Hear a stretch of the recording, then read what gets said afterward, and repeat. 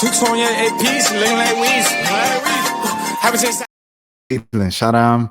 Welcome back to 1 a.m. Man, I'm so excited today because we got the whole crew back in the building, man. Whole crew back in the building. Y'all give it up, man. We got Mo in the building. Of course, we got coming back after 2 long weeks away from the pod. Jelani is back in the building. So I'm gonna just go ahead and just get ignorant out the gate. So I was thinking, just now, like when I heard that intro, like due to recent allegations, we might have to find a different rapper that beats women besides Playboy Cardi for the intro. So like if you have like a list of rappers who have domestic violence allegations who you like, just nominate them, put them in a playlist, and then we'll swap them out for Cardi. Hey, we can start with Not Like Us. I mean, there we have it. We coming out the gate. We're on fire. Cardi, the thing about Cardi, that was like, because Gio was calling Cap and everything, and she was defending him and stuff. But the thing about Cardi is he doesn't get the benefit of the doubt because he's had allegations for years now. It'll be different if that was his first allegation, and then like his girlfriend was like, "No, it's not. That's not true." But like he's had allegations for years, and it's just like you don't get the benefit of the doubt anymore, bro. It just is what it is. Like, I don't know. Like, she probably don't want to say us saying her name, but I'll say it since it's just out there. The footage is out there. But Brandy, the cop footage is there, like of her kind of crying to the cops and recalling what happened and what's been happening with her at that time and stuff like that. For them having a child together, and I don't know. It's a lot, bro. It's just a lot. Cardi figured out the formula that most celebrities kind of know about, which is like, if you're a celebrity and you get in like a scandal, all you got to do is just stay off social media for like a few weeks, and eventually like another celebrity's gonna get in trouble, or it's gonna be another major news story. So yeah, he got the formula figured out. That's all Tyler's doing. That's the right decision. And so you gotta do is just fall back. It's something else that happened. We'll be talking about somebody else in 2 days.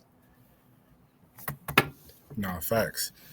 Yeah, I felt like the whole situation with Tyler, I was having a conversation with some of my friends, and they were like, we were just discussing. I was like, bro, I think he cares, but at the same time, I think he's going to be fine. I think it's one of those things where I think he probably is like, yeah, like this backlash kind of sucks, but at the same time, he never seemed like a person that really cared like that. But that's what made Tyler, where it's just like, yeah, y'all can hate me for this, but I'm gonna still be me at the end of the day.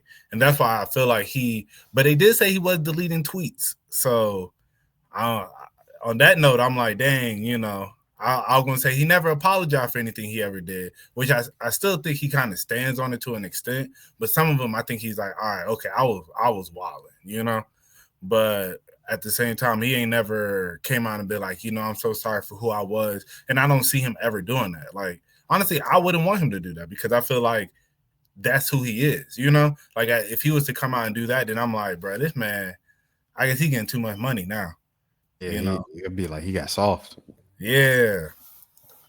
But he like you said, there's been plenty of times where they've done this with his old tweets, like how people pointed out in Chromacopia on the Thought I Was Dead when he said print up old teats and put it on t-shirt. Yeah, all of that. You know what I'm saying? He said all that. He said, I'll moonwalk over that. You know what I'm saying? Where he was saying that in their song. And like he was just saying, like, I really just don't like, he's been saying that for years, and he's like, I came a long way from my past. Yeah, it's obvious. And Call Me If You Get Lost. Like the whole half of Call Me If You Get Lost is him saying, hey, yeah, I know I used to be wilding, but like I've changed now, and you guys discovered me. I was like launched into fame, and as a single kid, as the only kid, and stuff like that. Like I just did anything for attention back then, and for shock value.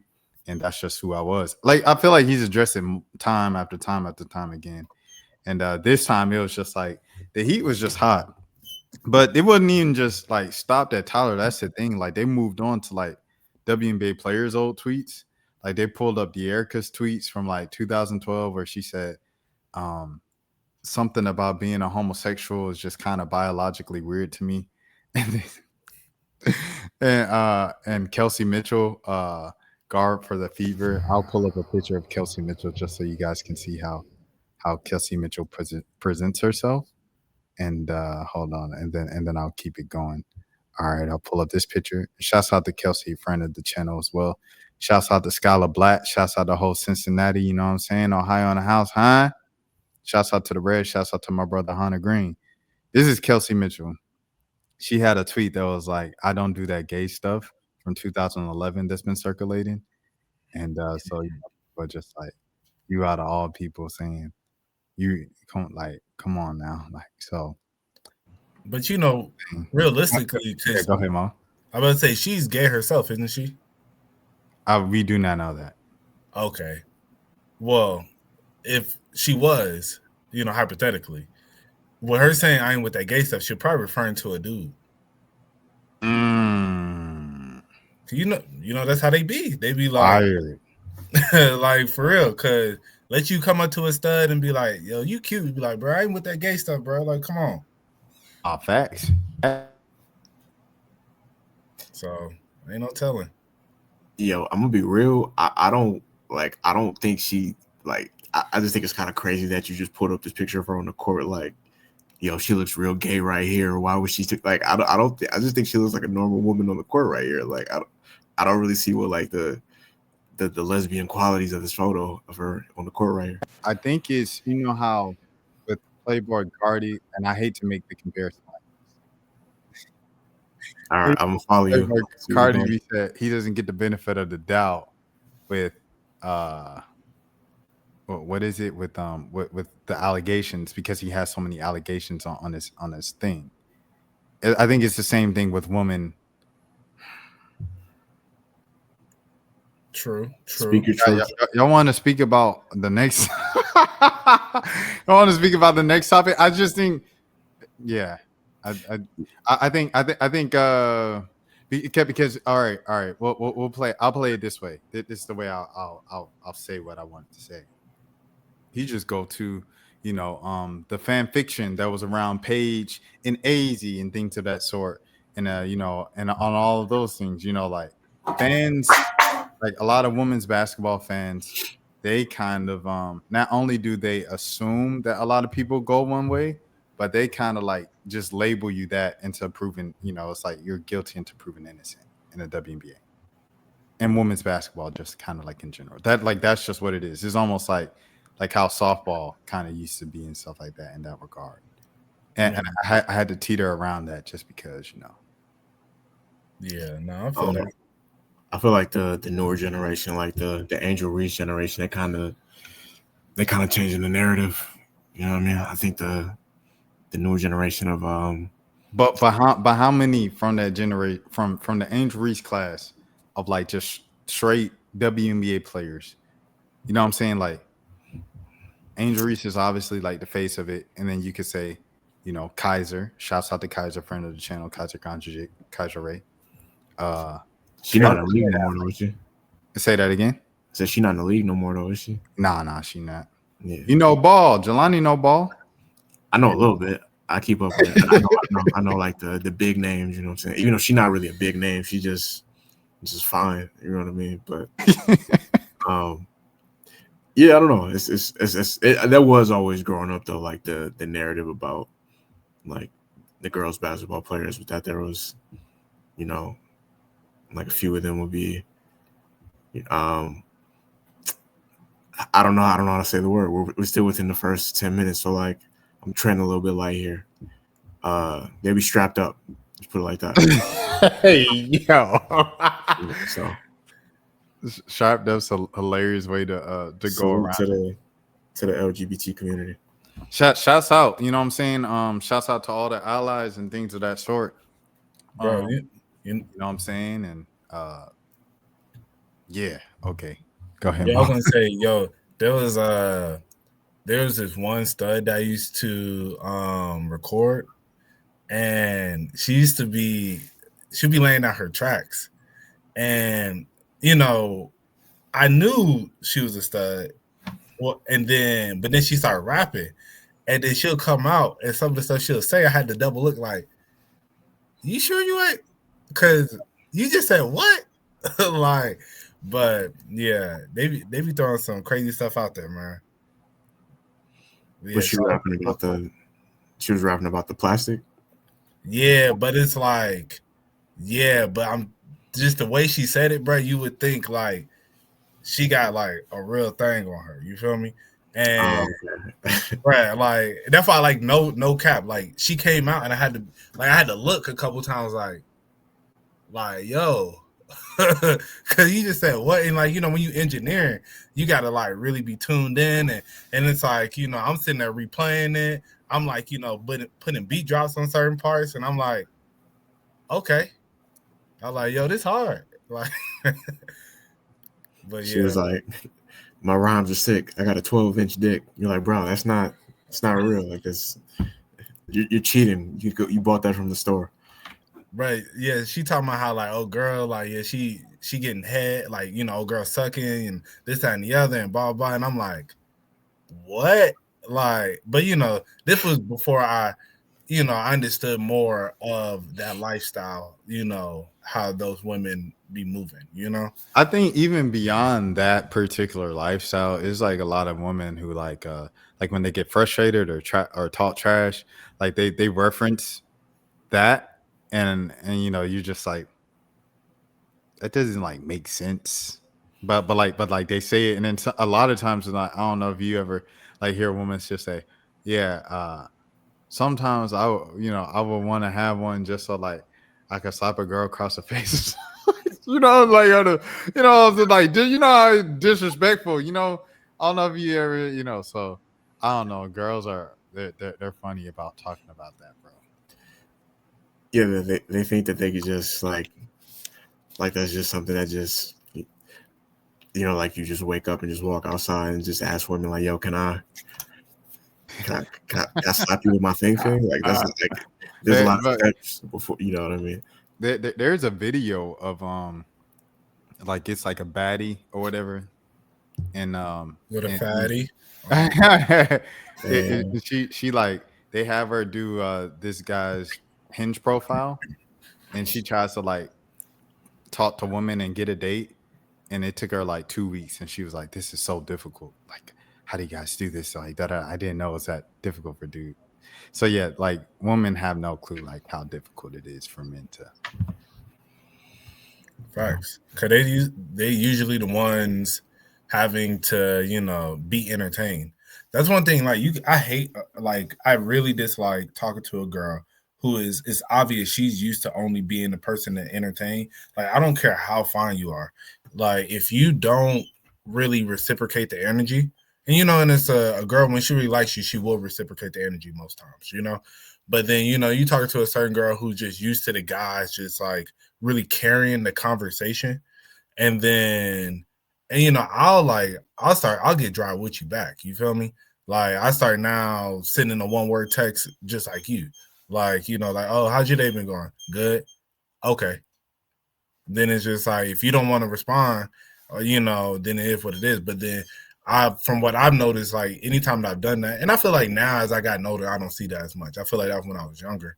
But like a lot of times with those girls, you would like, you'll see that they'll be like, okay, I'm being boring. Like, how was your day?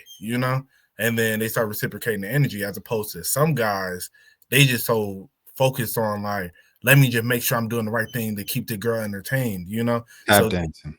Yeah, so then when the girl is just like good, you like, oh, okay, like, what did you do? And now they're keep going and going, when it's just like, nah, like just reciprocate the energy. You'll see where she's at, If she ain't rocking with you, then y'all conversation gonna end. But if she is, then she gonna be like, okay, like, all right, that was my fault, So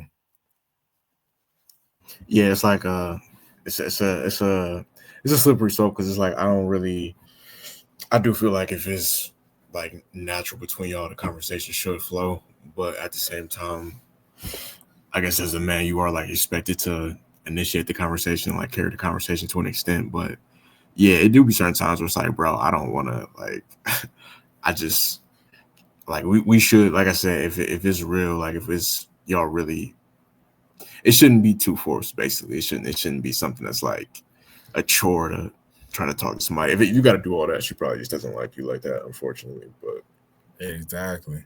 yeah, I think that's the way you get to the conclusion that's inevitably going to happen anyway. You know, it's yeah. like kind of put the fire to the flame. Like, all right, you know, how you feeling for real? You know, like I'm gonna give you a dry answer, and if you really interested, then we'll go from there. But if not, then hey, leave it where it's at.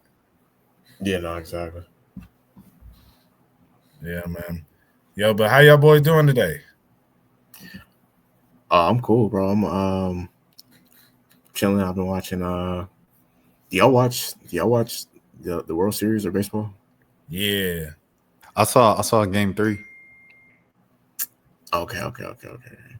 Yeah, no, I've been just watching that. I see you. What was I about to say? I said, unfortunately, I wasn't able to be with you guys for the last episode. Are we live on your channel, Rashad? Yeah. We Okay. live. Yeah, I was gonna say hi to your comment section, but I didn't want to say it if they're not watching. But yeah, no, I was gonna say that Otani is like, I don't know how to really describe him. Like, this dude is like, he's really like a video game character. Like, we've really never, between him and Wimby right now, like we witnessing like two once in a lifetime type of players. You know what I'm saying? Like real alien. And neither one of them is American. That's the crazy part. Facts. I said these exact words, bro. Other night. Did you say it on your channel? Yeah, on my channel. Hold on. I'm gonna pull up the video. I know I can't play too much of it because of like broadcasting rights and like it's different with shorts. And pitching the Otani, but I was like, Shohei Otani and Victor Wembanyama exist in the same time period. How lucky of us! #GOAT. And then I was just like, I said, you know, just because they're not American, you still need to embrace them, embrace their greatness, and appreciate it while it's here. And but yeah, I mean that's the truth. Like you literally have to like you see, even when you gone, you hear. I was gonna say we synced up. We come on, man. What are we talking third eye's open. Your third eye's open. We got the same vision.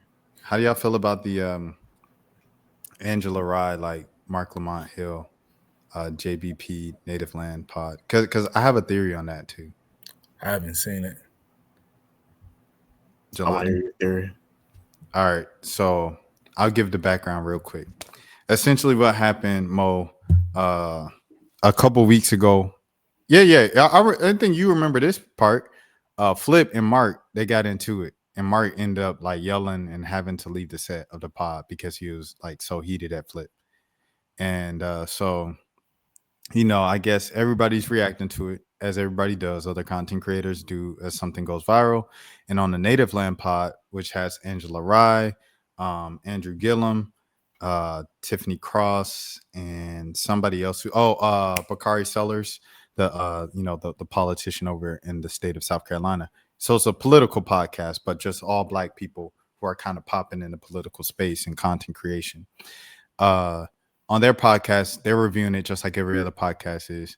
And since they come on the more Black intellectual side, like of smart Black people, quote unquote, Tiffany Cross specifically on the pod said, Mark, what are you even doing over there? You need to come back home over on this side. Kind of insinuating, you know, like we are the smart Blacks. You need to stay with smart Blacks and not the baboon Blacks or whatever. So you said baboon Blacks? No, she didn't. She didn't. So you know, Joe Budden, you know, he comes back and he goes off on the podcast and stuff like that. And Angela Rye ends up apologizing, but then Tiffany Cross, but later, Charlemagne comes on the Native Land pod because you know it's under the iHeartRadio Black Effect network and stuff like that. And Charlemagne's like, yo, I didn't like how y'all did my man's Mark Lamont Hill and Joe Budden in them. And even though, you know, they had beef. And he's like, because I feel like Breakfast Club is kind of like on that same side of the Joe Budden podcast of hip hop media more so than Black intellect. And so, or traditional Black intellect. And then so Tiffany Cross was just standing on it. She was like, yo, I said what I said. It is what it is. I don't care who doesn't like it. I'm not splitting up Black people by talking about intellect and this and that. The conclusion and the theory I have from it, now that I got like the summary out, is that I know that Angela Rye, when Native Land Pod, the cast, they came on the Breakfast Club one day. This was probably about a month ago. And on it, Angela Rye asked not Yee, Envy and Charlemagne, she asked both of them, how can we grow the pod? Because we're looking for ways to really connect with our audience and our numbers aren't like where I would like them to be. How do we really connect with the culture and have a following like you guys have? How can people love us like they love y'all? And they were just saying, man, you just gotta see what the people like and kind of like intertwine it. And Envy was like, dumb it down, because a lot of people go to politics and they don't understand it, and they hear you guys using a bunch of legal jargon and they don't understand it. So my theory on this is they fabricated a beef between the Joe Budden podcast and themselves to get the Native Land Pod some more listeners. That's what because that's how you really pop in the content creation space, is beefing and going back and forth with other creators. I mean, that would make sense. Like, as I said, I didn't see the situation, but I think that's the best way to get, eyes on your pod at this point. Like, say something salacious about somebody that's already popping, get that person to respond back, and then from there it brings notoriety to your like platform, and then whoever, you're going to get some people who are going to come and just listen for an episode or two, but then you're going to get some listeners that's going to be like, okay, like, honestly, I didn't know about this pod at all until you just mentioned this, but when you was explaining it, I was like, that sounds like an interesting pod. I actually might go check it out, So it did its job. So whether it was fabricated or not, I mean, it does. That was the point. It's doing its job, because a person like me who hears like Angela Rye and, all those people on that pod, I'm like, okay, like I like a good intellectual podcast in the mix of like the BS, and so, yeah, so I don't know. As I said, I haven't heard the clip, so I really don't have a true opinion on it. But what you said makes sense.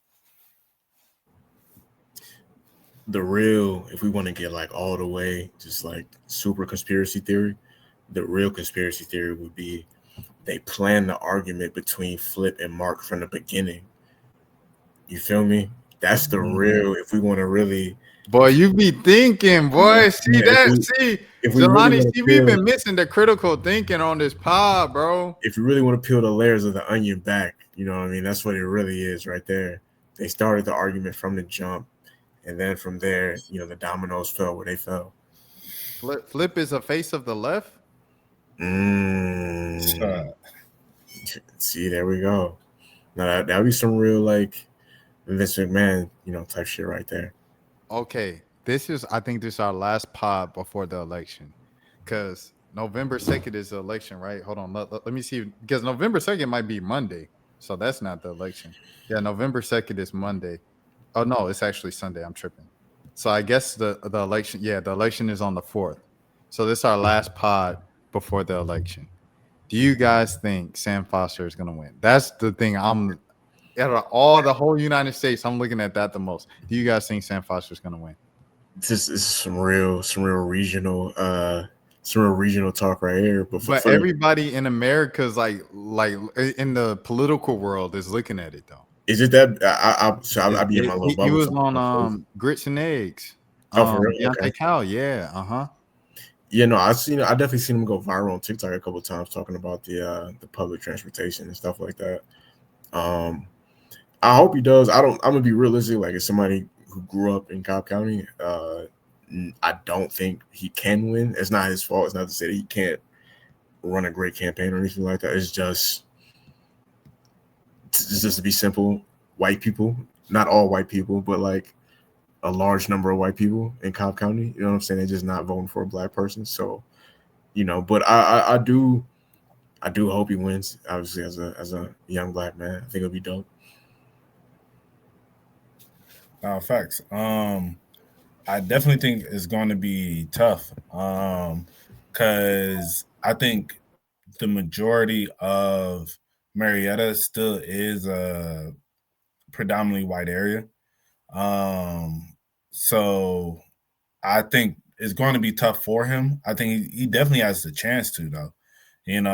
But as I said, we're gonna have to see because, as I said, the white people, I think he definitely ignited them, like the white people, to be more engaged in this through some of the conversations that he's having, and so I think they're really going to try and show out for Tomlin. But yeah, so I don't know. I really feel like it's 50-50 right now. I haven't seen any polls or anything if they have any pre-election polls, but yeah, I would definitely say if realistically, I would put it at 50-50 right now. His he well the way that the talk about this election really turned up was the fact that it came out that he fundraised 4 times more than Tumlin.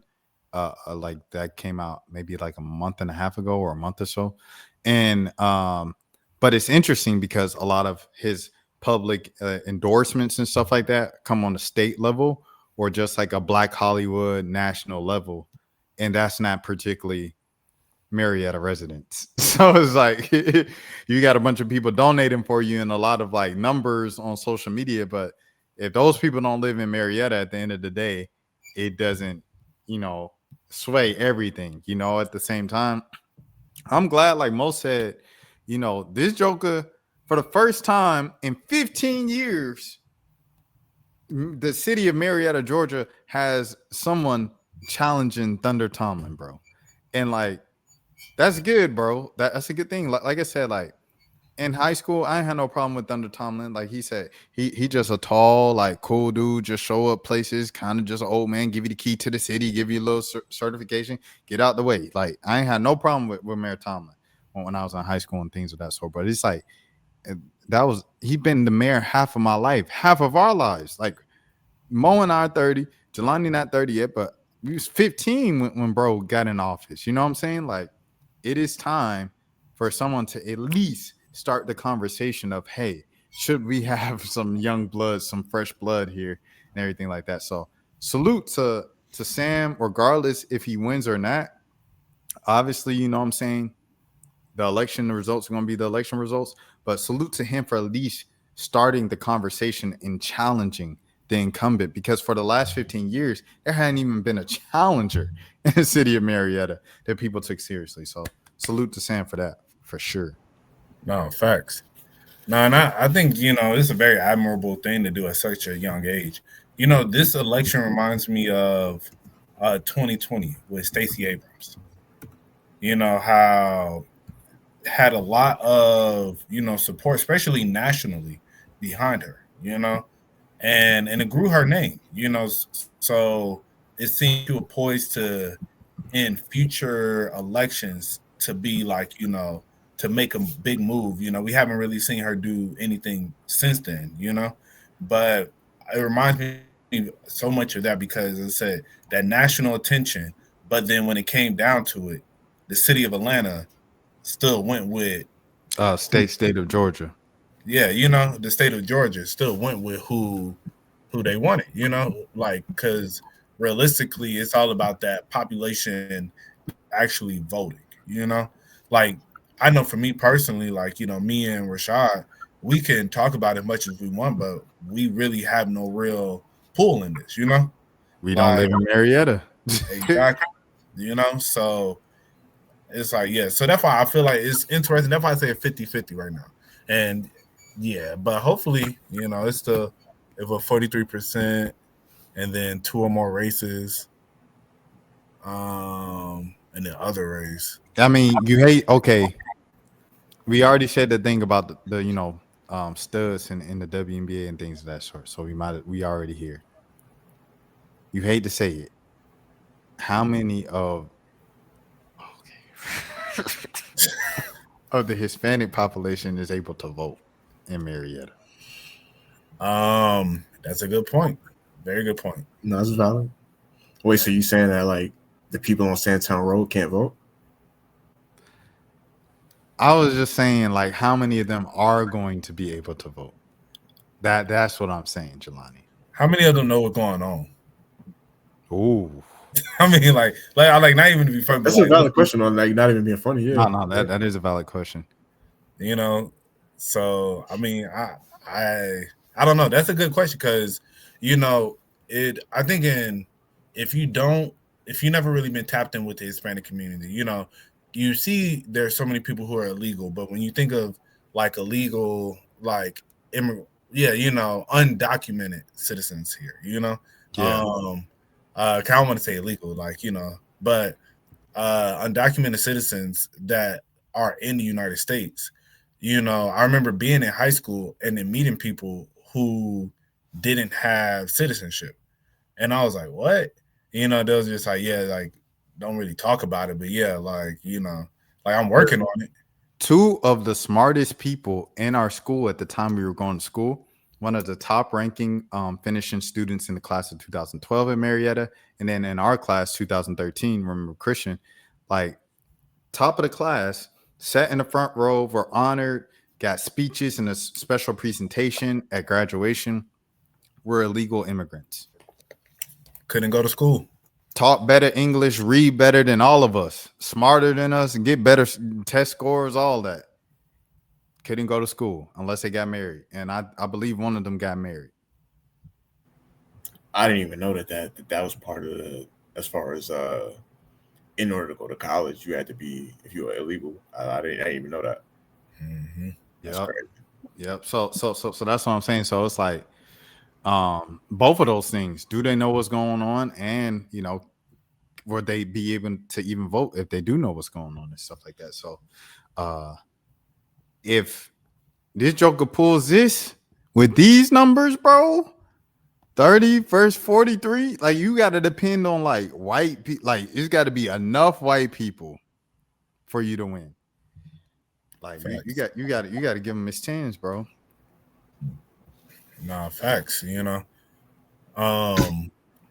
But you know, I will say my only thing, cause you know, we kind of like spoke about it in the group chat, or I don't even know if I even responded back, and I meant to, but the one thing, like that's why I'm interested because I know he talked about how it was displacement of the people on Franklin Road, and how, but you know, a lot of time with displacement comes with like homelessness and things of that nature. But you know, it's just interesting. I'm like, Marietta doesn't really have like a homeless population that I've ever seen, you know, and you know, I think there probably was, you know, some people who got moved out of there that didn't want to leave, but I think Franklin Road still has a heavy Hispanic population from what I remember. Like I used to live over there, you know? So when I lived on Franklin, it was a lot of Hispanic people still over there. And so that was the one thing about his argument about how, like, you know, they moved all these people out and it was like, you know, it made it seem bad. But I guess as a person who lived through the change, I was like, I mean, like there was like that area needed to be cleaned up. Like that road, you would have thought it was like Old National over there, the way like we treat it, you know? So I think So you for the gentrification of Franklin Road? I mean, I think the city of Marietta is nobody has ever been like, bro, what they did over there on Franklin was wrong. I've never heard that in my life. Like, and if y'all have, tell me. Jelani, I want to hear what Jelani has to say about it. No, my brain works in crazy ways because I was just thinking about the fact that you know the wrestler Kevin Nash. Yeah. He used to live on Frank because like WCW was based out of Atlanta. You know, at one point he used to live on Franklin Road. Nah, I didn't know that.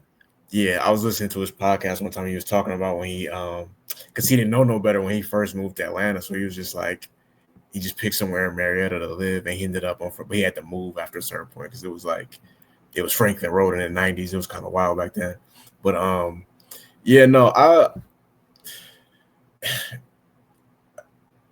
as far as like the whole gentrification thing, like I mean, there's for the most part, I can't say I'm kind of torn because it's like, okay, I do understand when people say like certain things need to be improved or certain neighborhoods need to be improved. But at the same time, it's like,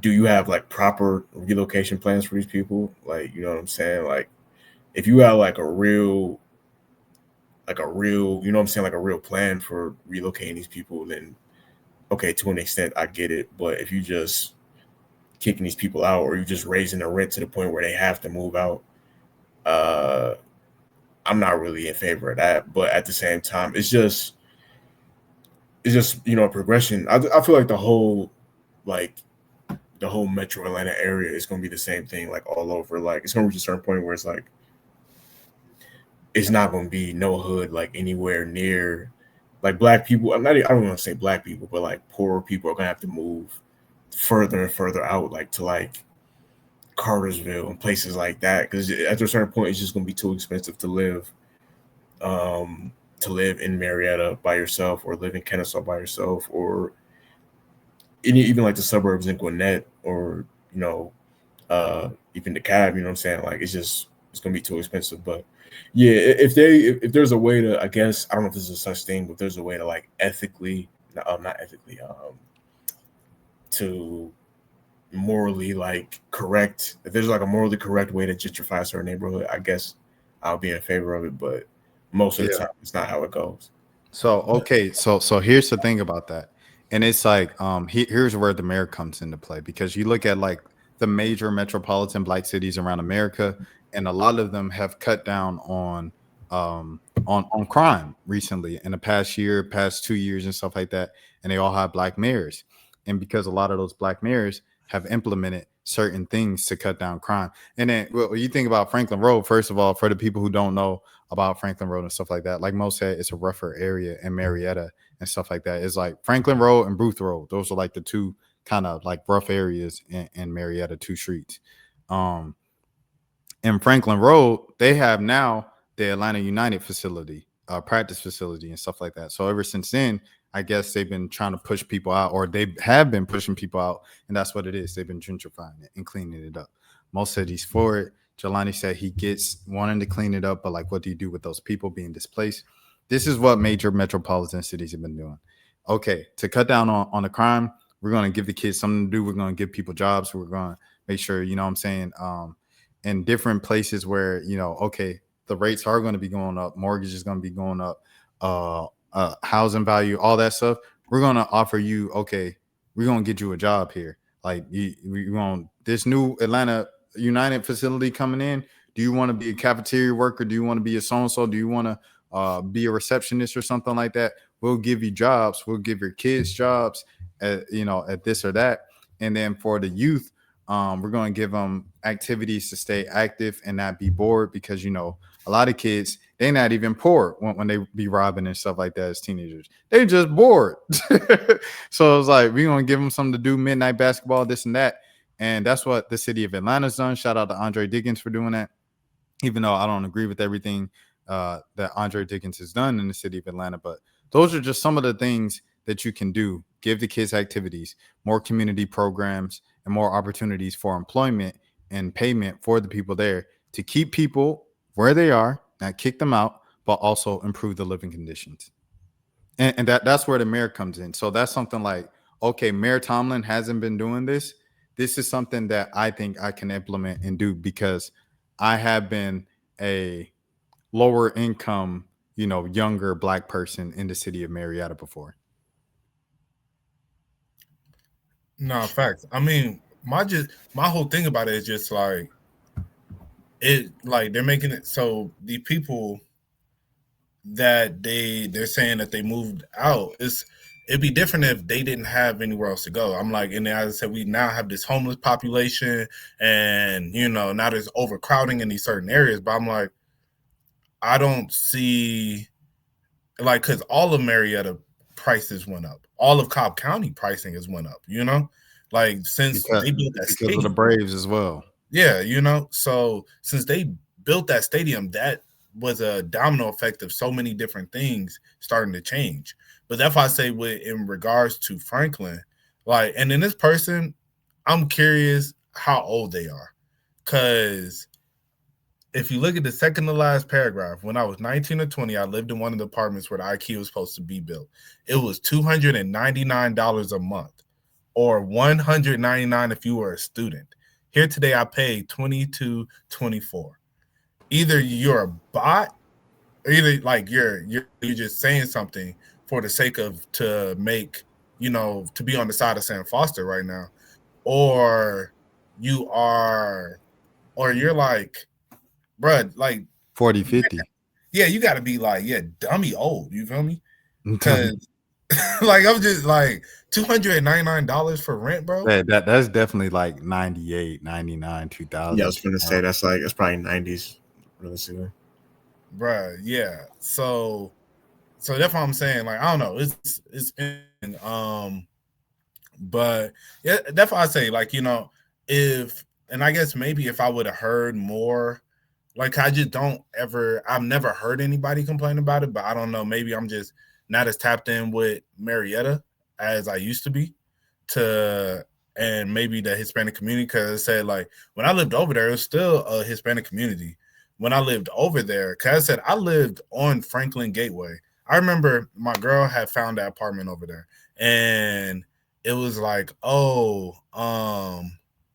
she was like, yeah, like I found this apartment on Franklin Gateway. I was like, Franklin Gateway?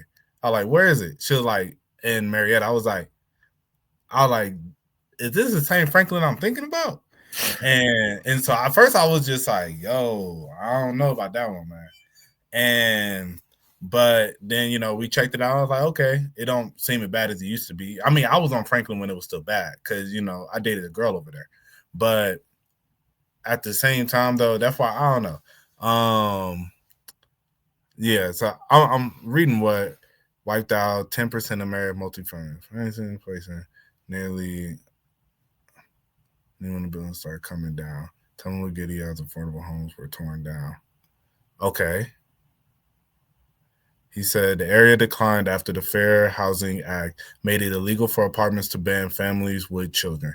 He laughed when reminiscing about the good old days when Franklin had no children and didn't need police.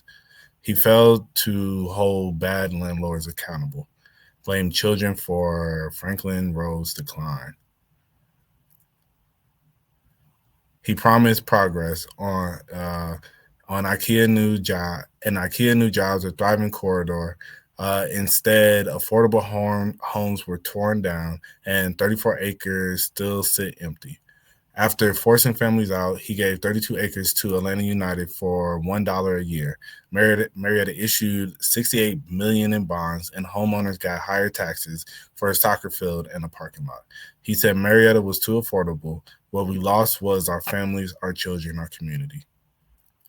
Where did they go?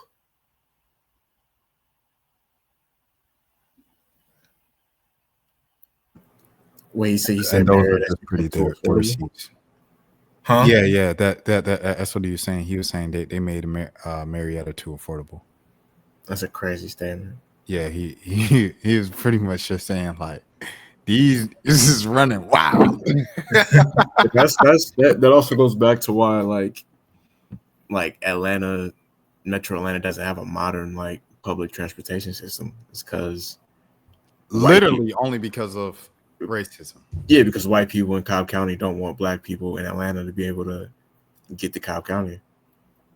So it's like we have this we're one of the we have one of the biggest as far as like the metro area, not the city of Atlanta itself, but like we have a huge metro area, and like MARTA only goes to like it barely goes anywhere because like I said, white people don't want to interact with black people. So yeah, I don't know, man. It's I just look at it like the people that like with the money, they're gonna get what they want eventually. So like even if I do think it's morally wrong, it's gonna happen. You know what I'm saying? Like they are gonna clean it up. They've done it already. Like even I would say like 15 years ago, the idea of a soccer facility being on Franklin Road was like crazy. Like that's insane. Or even the Braves playing out here. Like I remember when they first announced that, I was like, bro, how's that gonna work? Like, you know what I mean? And they made it happen. So yeah, no, they're I don't know where the people gonna go, but they're gonna find somewhere, you know,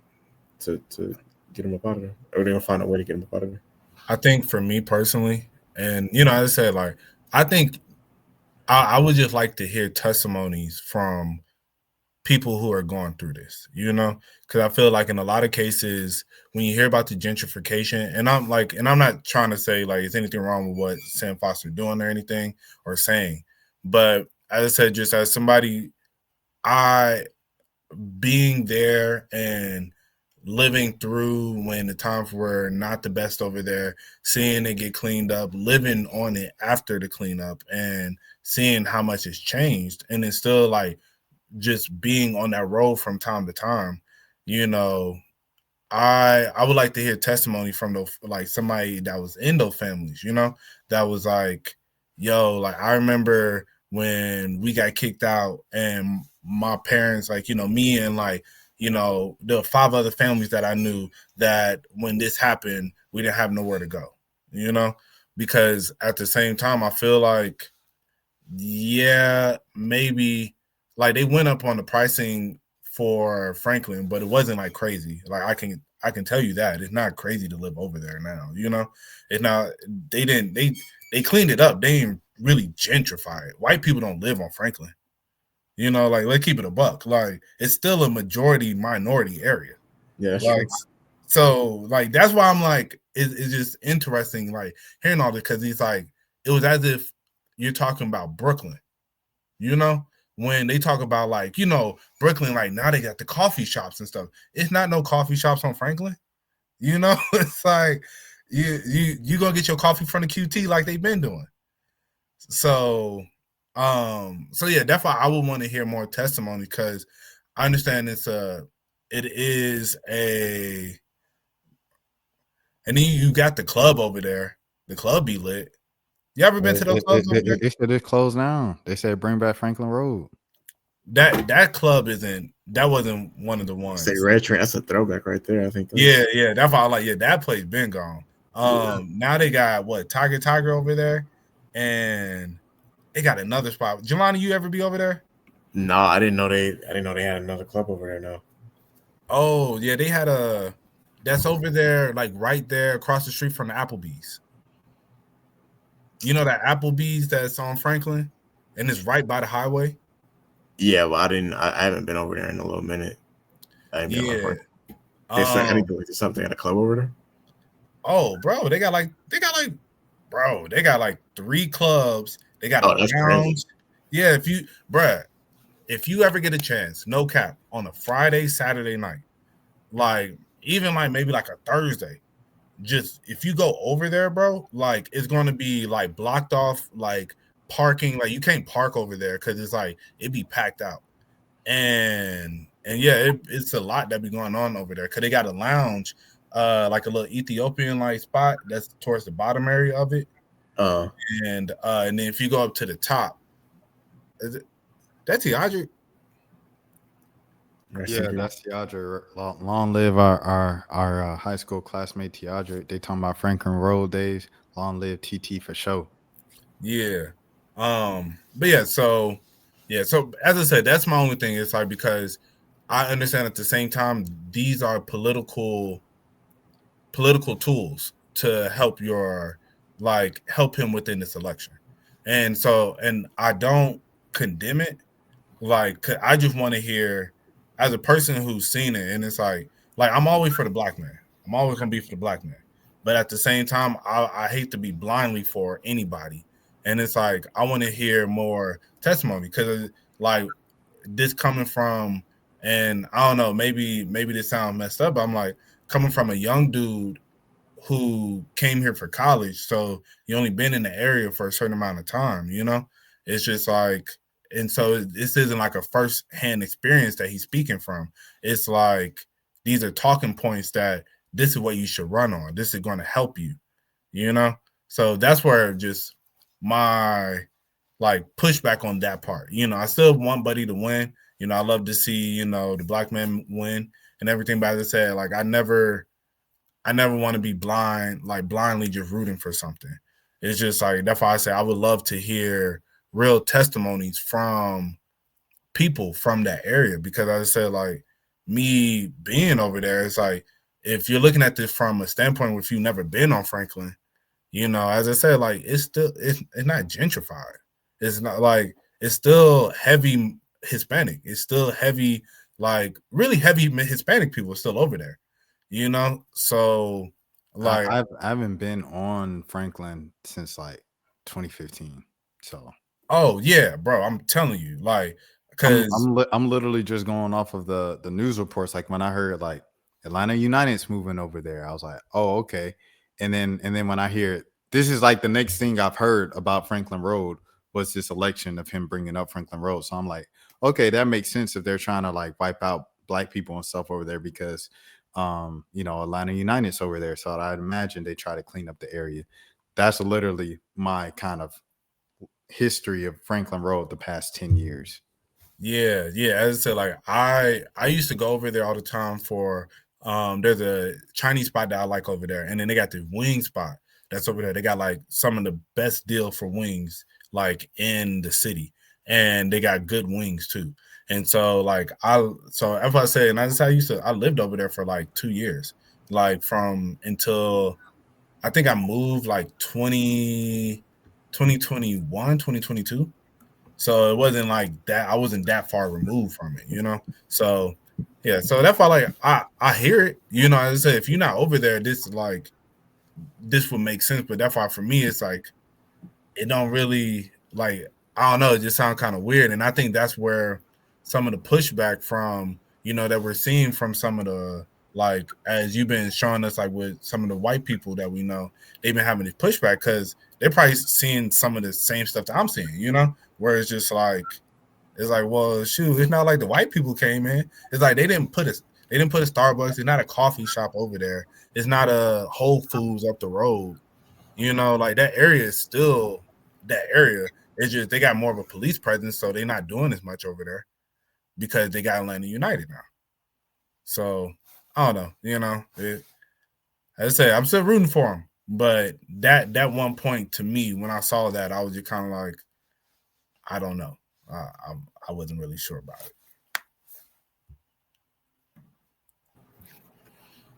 Yeah, no, this is like I have to, every episode I have to just comment on the diversity of this podcast, like the range of topics that we can go from. It's just we just had a very impromptu political discussion about a local election in our hometown, and we found a way to make it interesting. I'm sure there's somebody watching this right now from Bumblefuck, Kentucky, and they have no clue, you know, where Marietta is, but they were tapped in for that segment right there. No, fact. So speaking of the topic of, I guess, somewhat gentrification and things of that nature, how y'all feel about Keke Palmer's new show? So I've been seeing like the tweets, like I haven't really watched it yet, but I'm kind of lost as to like what the controversial part of the show was supposed to be. The fact that she is displaying an Asian woman going to HBCU, and they feel she should have used her black voice to to show more black faces. They're like, we only get so many opportunities to, you know, to display, you know, our culture and things of that nature, and, you know, show our experiences. So people are upset that she chose to use, and it's not her show. She like somebody else wrote and created it. She's like executive producing and helped develop it. You know, it's on her network. Like, yeah, Keke Palmer has a network now, and this I found out about her network. Well, so once again, going back to the native land theory, controversy is the reason I said, "Oh, Keke Palmer got a network. That's fire." Right? No facts. But yeah, so when, like, yeah, as I said, people were just upset that, you know, how you going to use an Asian girl like perspective at a HBCU when you could have just did a black girl and stuff of that nature. And personally, I hear them. I just think, like, I feel them. I don't think that show would have been like, you can make an interesting show like that, but I think this was something that was unique. And I think it is a standpoint that, like, you know, there's not many Asian people or many people of other cultures that are adopted by Black people that are raised like this, but there are a lot of people who are from different ethnicities that go to HBCUs that do have an Soccer experience. team, on the baseball team. Yeah, or just go there. Like I used to talk to the Pakistani girl that went to Clark. And she like lived in Chicago. All her friends have always been like Black and everything. She moved down here. She went to Clark Atlanta. And so and she's very prideful of being from HBCU, and that is, well, is it Clark Atlanta HBCU? Yes. Yeah, okay, Yes. all right, okay, you're making sure. I was about to say we ain't getting this pod shut down on some Ari Fletcher. They getting Ari out of here. Oh, what Ari do?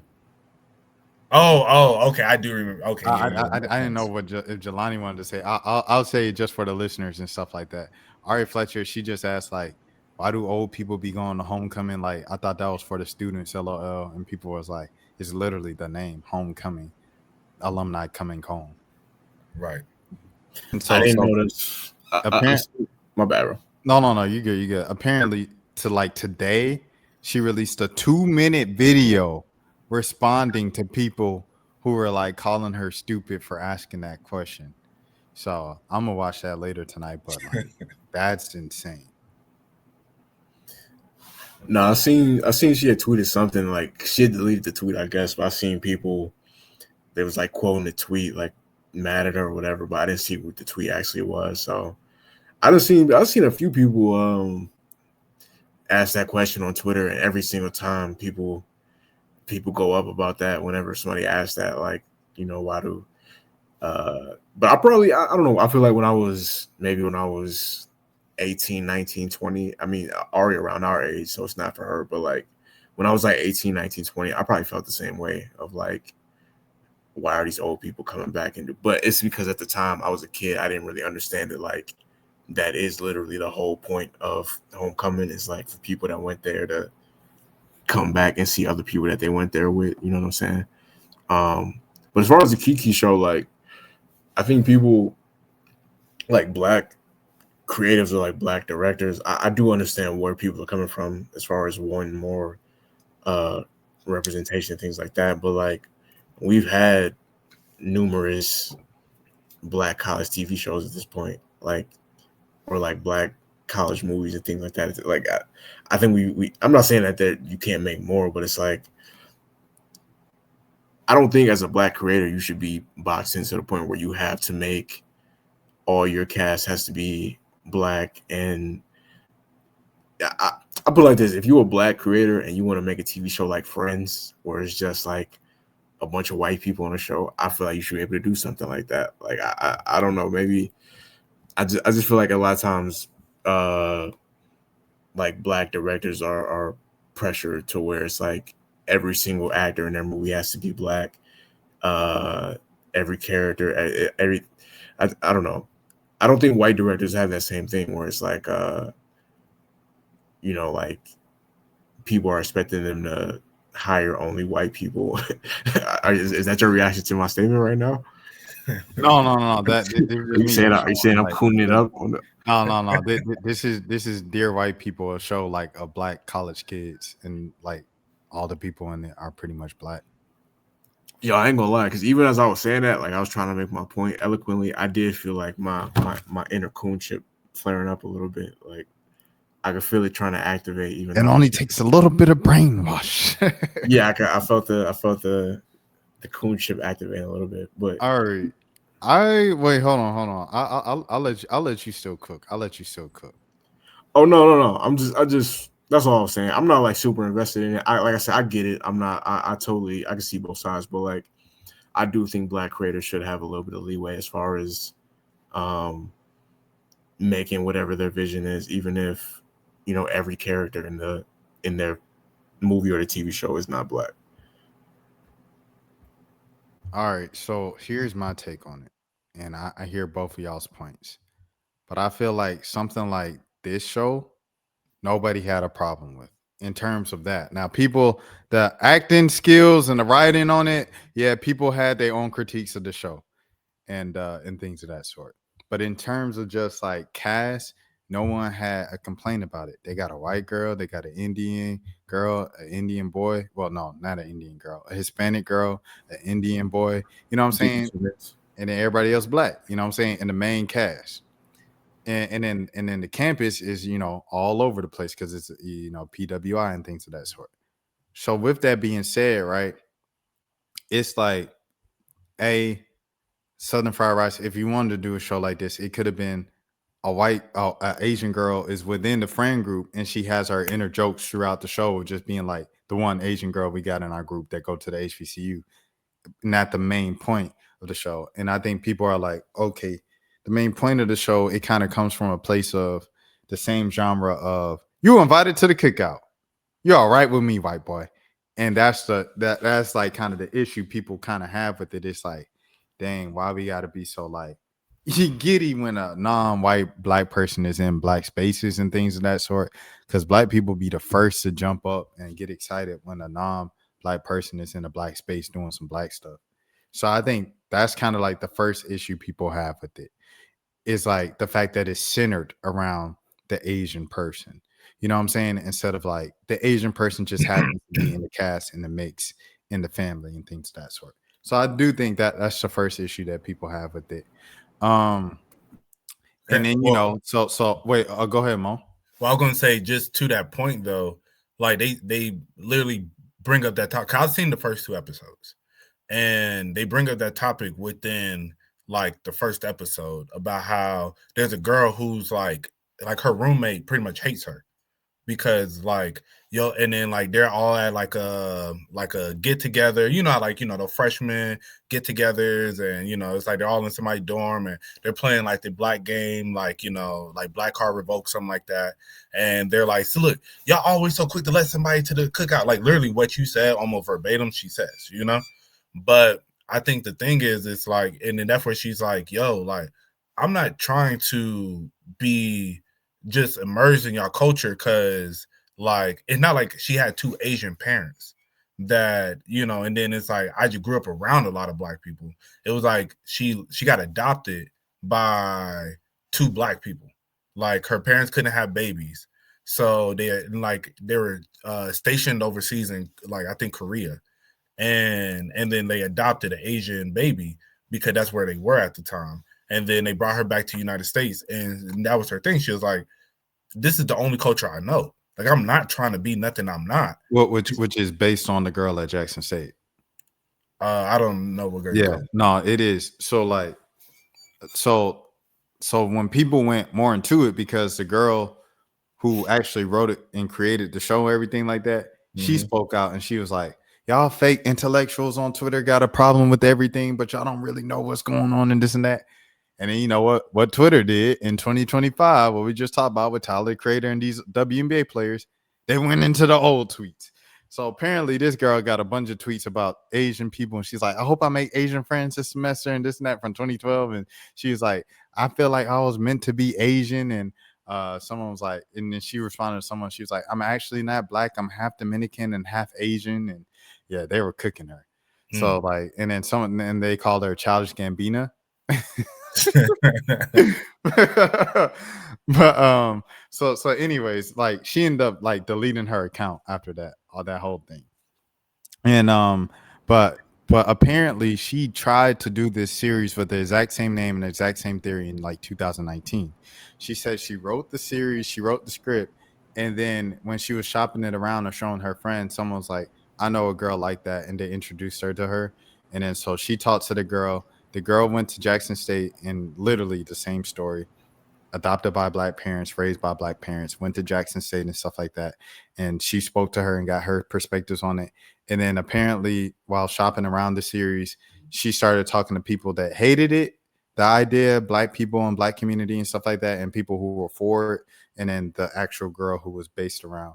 And then so it was a pilot in like 2019. I don't know if it was like a YouTube series or something. And then it kind of, I guess, went away. And then I guess she really feels passionate about this script and this idea. So she brought it back, and Kiki Palmer helped funded it and bring it to life. And that's where we are today. So that's like the full kind of story of how we got here and what's it all about. But yeah. But and that's why I say, like, I get it where just like with that girl who went to Jackson State, because in the sense of if this is the only culture people are like, so look, you're just trying to appropriate, you're just trying to like, why should we let you to the cookout, this, that, and the other, when it's just like, I grew up in the cookout. This is all I know, all I know is the cookout. I don't know I don't know the Chinese buffet, like that may be, but yeah. That's almost as bad as naming your show about an Asian girl going to HBCU Southern Fried Rice. Yeah, the name is crazy. That is insane. That is very insane. That was the one part I was like, y'all could have did better on.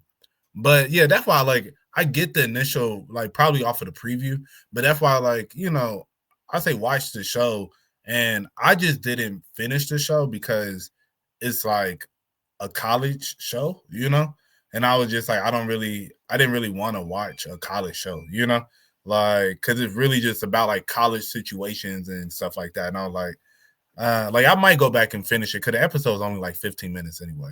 But yeah, but that's why I say it is shout out to Cindy. But that's why I say, it is interesting because that has to be such a conundrum for somebody like that, where it's like, this is all you grew up knowing. So you want to go somewhere where you are around people who understand the culture that you grew up around. And then they probably would just like think that, who is this black girl trying to act like she one of us, And I ain't gonna lie, that's me. I was slipping, bro. Because if I did this, if I knew this lady was like had a book and she's doing interviews and stuff, man, I would have just brought her on the pod. But this is my first time seeing her page. She got a book. No, yeah, that's crazy. I mean, and she live in Atlanta too. This is the girl right here. Yeah, this is her. This is the real life girl. The real life Southern Fried Rice. To my soul. She's the real Southern Fried Rice. She's the authentic fried rice. Yeah. Right. We should stop referring to Asians as rice. No, we should. That's great. Yo, it'd be like every now and then you'll see it'll be like a fine Asian girl on the timeline. Somebody be like, that's good rice right there. Like, it's crazy. I think the best one still is like Team Jeezy. Like, that was the funniest one. yeah. They'll quote like a picture of a fine Asian girl just with a picture of Jeezy. That's crazy. No, I was gonna say, I know this one girl on social media who handle is Rice God. That's crazy. Yeah. Well, Rice Gum, one of the biggest YouTubers like of his time, of the 2017 period. He's Asian. His name is Rice Gum. Yeah. Shout out to Mavara. No, I was just gonna say my Instagram handle for maybe a couple months was _more rice. Yeah. Yeah, I mean, what era was this? If no. If we really want to go there, but before you get to I know. I don't even know if you know where I'm about to go, but you might know where I'm about to go. You know where I'm about to go, Mo? Nah. All right. If we really want to go there, speaking about old Twitter and social media handles, Mo's old name on Twitter for the longest was BCMG. It was what? BCMG on Twitter, like _ bro, for the longest, bro. And changing it to Mo Knowles for branding purposes and business purposes, but yeah. Oh my god. But nobody ever knew what BCMG really stood for. It would just seem like random letters, but like those who knew. I don't think I knew, and I followed you, and we were friends back then. We're still friends now, but like, yeah, I'm saying I don't think I ever. You can tell me off the air. Well, you can at least allude to it so people understand why that's relevant to the conversation we're having. Okay. I'll just say it, bro. Like I don't know where it came from. I made it up like sometime in high school, but it used to stand for Big C McGee. Big Cock McGee. Yeah. Okay. Meat gang. Meat gang. You could just call it like you should have just made your name like More Meat Mo or something like that. Triple A. Nah, you know, the BCMG, man, you know. Yeah, I you refresh my memory because I definitely remember that was your name for a long time on there. But yeah, it's like, you know, just playing kind of alongside of the of the whole what was it like stereotypes of people from races and stuff like that.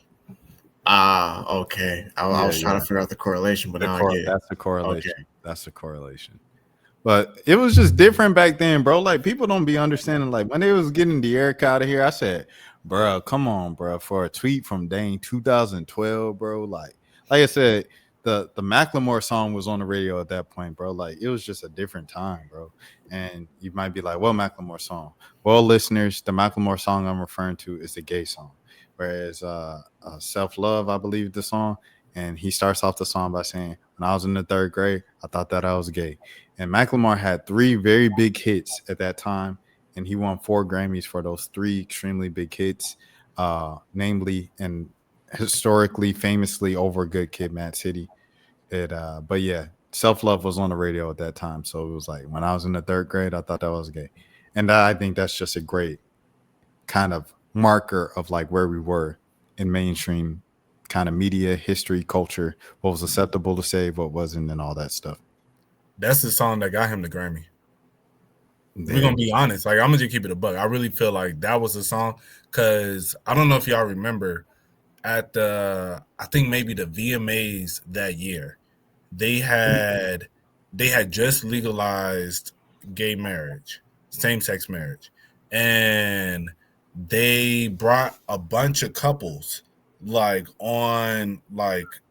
out onto like in the crowd and everything, into the not only in the stands, not only on the stage, but like lined up across the stands and everything. And then they had somebody officiate for all of them to be married, like right then and there on. And then like as Macklemore was like singing the song. Yeah, and I remember it was just that's Jennifer Hudson. So she didn't get married because at first I thought this was a couple getting married, and then I saw Jennifer Hudson, and I was like, I should probably clarify this.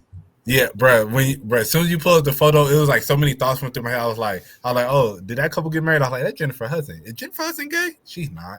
But she'll probably host in the song, or she probably just sang with him.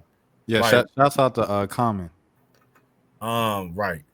But like, you know, and I feel like that moment, like that song, I think the thrift shop song was like huge, but that song, especially for that year, where I said they just legalized same-sex marriage, and then, you know, they got all the people and like everybody was just feeling like, oh my gosh, like, you know, they felt so empowered. And I think that's really what won him that award. I think Roy Hibbert got fined for saying no homo, and then it was a topic on Around the Horn and PTI like the next day, and everybody was like, "That's just bad. That's just bad." That was the first time I realized. I was like, "Oh, okay, you can't say that no more." And then it was like, I think the former shortstop for the Atlanta Braves, Andrelton Simmons, he said like the F word, and then I think he got fined for it. And that was the first time I was like, oh, okay. And then they had LZ Granderson come on ESPN on Outside the Lines the next day, and he was like, isn't for my community as a man from the LGBT plus community? I was like, oh, okay, this is a big deal. That stuff was like 2012, 13, 14. Before then, oh my goodness. Like, you know what I'm saying? So like, I don't know, bro. Like, people just want outside, bro. It was a different time, man. No, facts. You remember when Jason Collins and A$AP Rocky was on stage for the VMAs? No, I don't remember that. That's one of the iconic clips, man. So they're up there talking about like gay people and things of that sort, and what happened with it. So it was A$AP Rocky for some reason and Jason Collins, and then so Jason Collins like, yeah, you know, gay rights and this and that, and then Just to clarify for the people watching or listening, Jason Collins is he was, I think he was like low key like the first. He was the first. He was the first active athlete to NBA come player. out. Yeah, because the first NBA player to come out, he was already retired. Like he was already like out the league at that point when he came out. But Jason Collins was the first to do it while he was still in the league. And prayers up to Jason Collins. Side note, I believe he has a brain tumor. So prayers up to Jason Collins and things of that sort, and his health, everything like that. And his twin brother, he's an assistant coach with the Pelicans and stuff like that. So prayers up for sure to Jason Collins. Facts.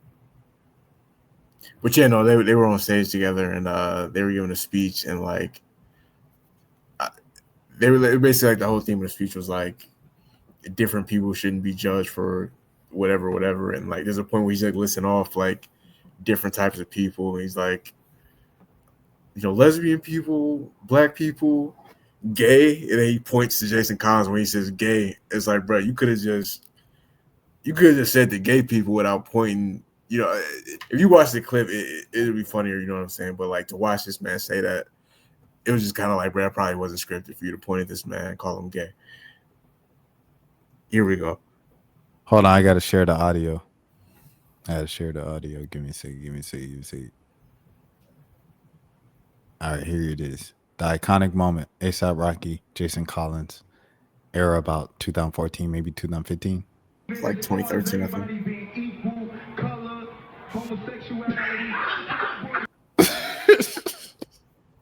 They said he didn't say gay, he said homosexuality. Which is funnier.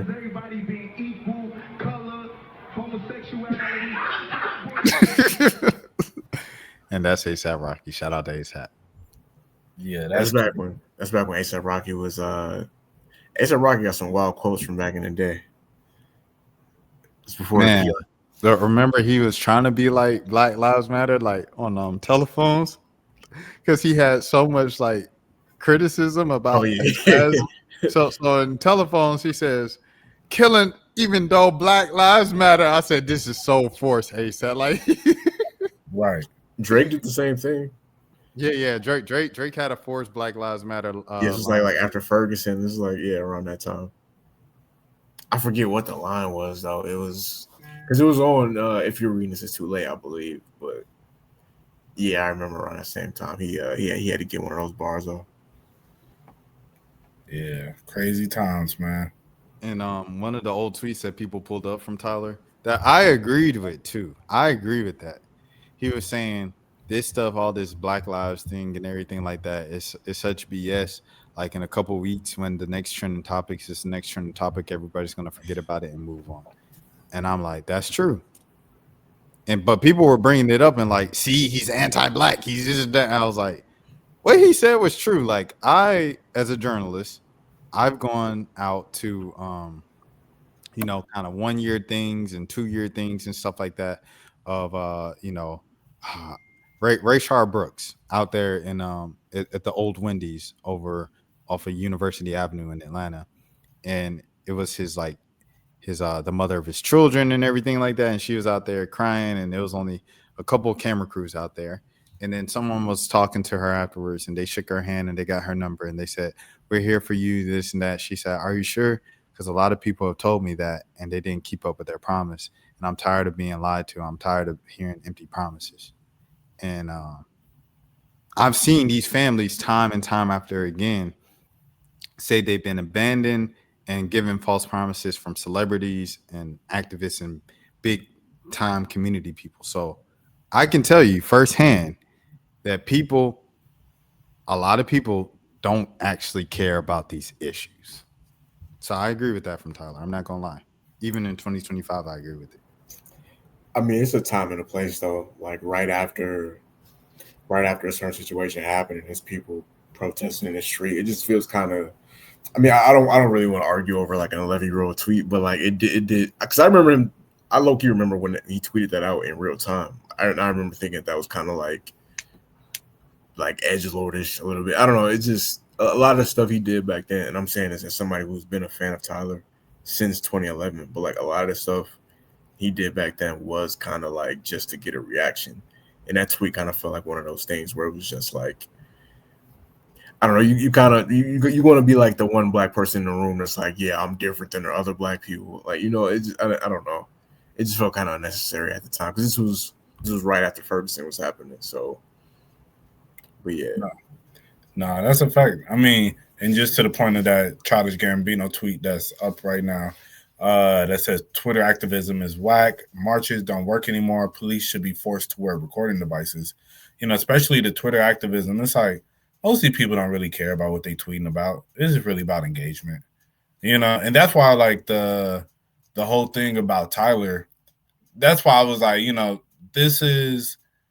he ain't said nothing to really get himself canceled, like for real. Because I feel like a lot of the people who are talking about him right now, a lot of black people don't really listen to Tyler like that. If we're just being honest, I think even today. Yeah, that's what I'm saying. Like he makes great music, but a lot of black people don't really listen to him like that. Like there's a song or two that they may gravitate towards, but they're not finna really go listen to a whole Tyler album. And so I think, and I remember like Rashad sent me a tweet talking about like, is this gonna shift the direction of his sound, And I trust him creatively wherever he goes with his sound to be able to create, just great music in general. But I wouldn't want him to now start making this, I don't know, like I guess he could making Awaken My Love isn't like it kind of Afrocentric, I think it's more of like the feel of it, then because I don't feel, and correct me if I'm wrong, like I don't feel like it's like super, like we're just talking about blackness, I feel like it's the feel of it is just super black, because it got that feel of like black 70s cigarette. A couple of songs are kind of like socially conscious and things of that sort on Awaken My Love, but overall it's just like a funk, like you said. Yeah, just like old, like no hairline, cigarette in your mouth, in the crib, like you just got done beating your wife. No, I'm joking. But I always that album is so interesting to me, like Baby Boy and stuff like that, or like even the other songs where he's like talking about his baby moms and he's like kind of admitting for the first time to the world that he has a kid and this and that, and the lady's not black. And this is coming off the heels of when he was on Breakfast Club in 2014, and he was like, I can't be with anybody other than a black woman because I need to talk about non-black people with my partner and stuff like that. And then on Awaken My Love, he's like, it's a mistake. Me and your mom were never supposed to be together. I'm sorry, son, but I want to see you. So it was kind of like what DDG's going through, but like Donald just did it in a much more like melodic way that sounded better. And eventually how it ended up, he ended up getting back with his baby moms and they ended up getting married. And people kind of still attach Gambino to that. But I bring that up to say, yeah, it is very like black. It's just, he's talking. It's even kind of black in the way he's talking about like, dang, I knocked up this white girl, this non-black girl, and I'm sorry, son. Like we were never supposed to be together. It wasn't supposed to be like that because black. And yeah, so. It's interesting with like Tyler's last album of like Chromacopia. I think, as I said, a lot of people don't listen to it because I don't think, like as I said, like, and I think I texted you this, and I was telling somebody else this, that he talks from like a just human experience, like it's not necessarily from like I'm a black man and this is what I'm going through. He's just like I am a man in this world and this is what I'm going through.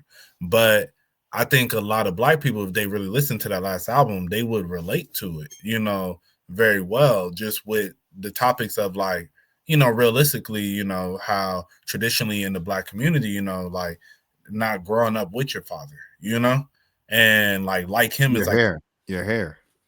Yeah, like I think stuff like that, or even like, you know, and then just, I'm pretty sure there's plenty of people that, like, regardless of your race, can think about like having an abortion, you know?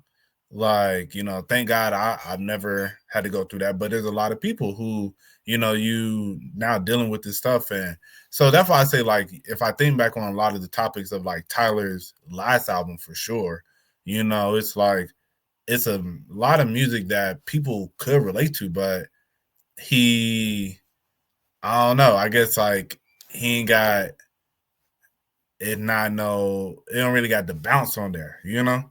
It's more like kind of the soul, but I do find it interesting that his fan base, even now, like the younger generation. 'Cause I remember there was this one girl I met that was like 18 that I worked with, and she loved Tyler. Like, she's like, oh my gosh, I love Tyler. But I could tell she don't listen to any other Black artists. I was like, who else do you listen to? And it wasn't like not one other Black artist was mentioned. Like, she talked about she listened to like I think like K-pop or something like that, you know? Like, so, but it's interesting, like a girl who listened to mainly K-pop loves Tyler though, you know?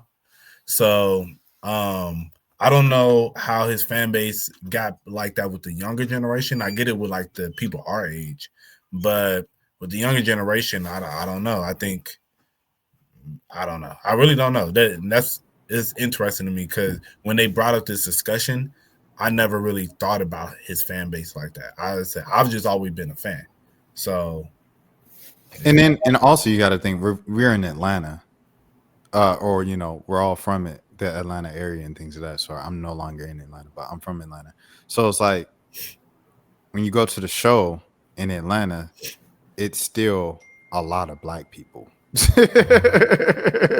You know what I mean? So it's like, you know, like you don't see like the real of like what his actual fan base is, and that's why Tyler's always in Atlanta, because he says he just likes being around that many Black people and things of that sort. I think his last two albums are extremely Black, like Chromacopia and Call Me If You Get Lost. They're both like really, really Black.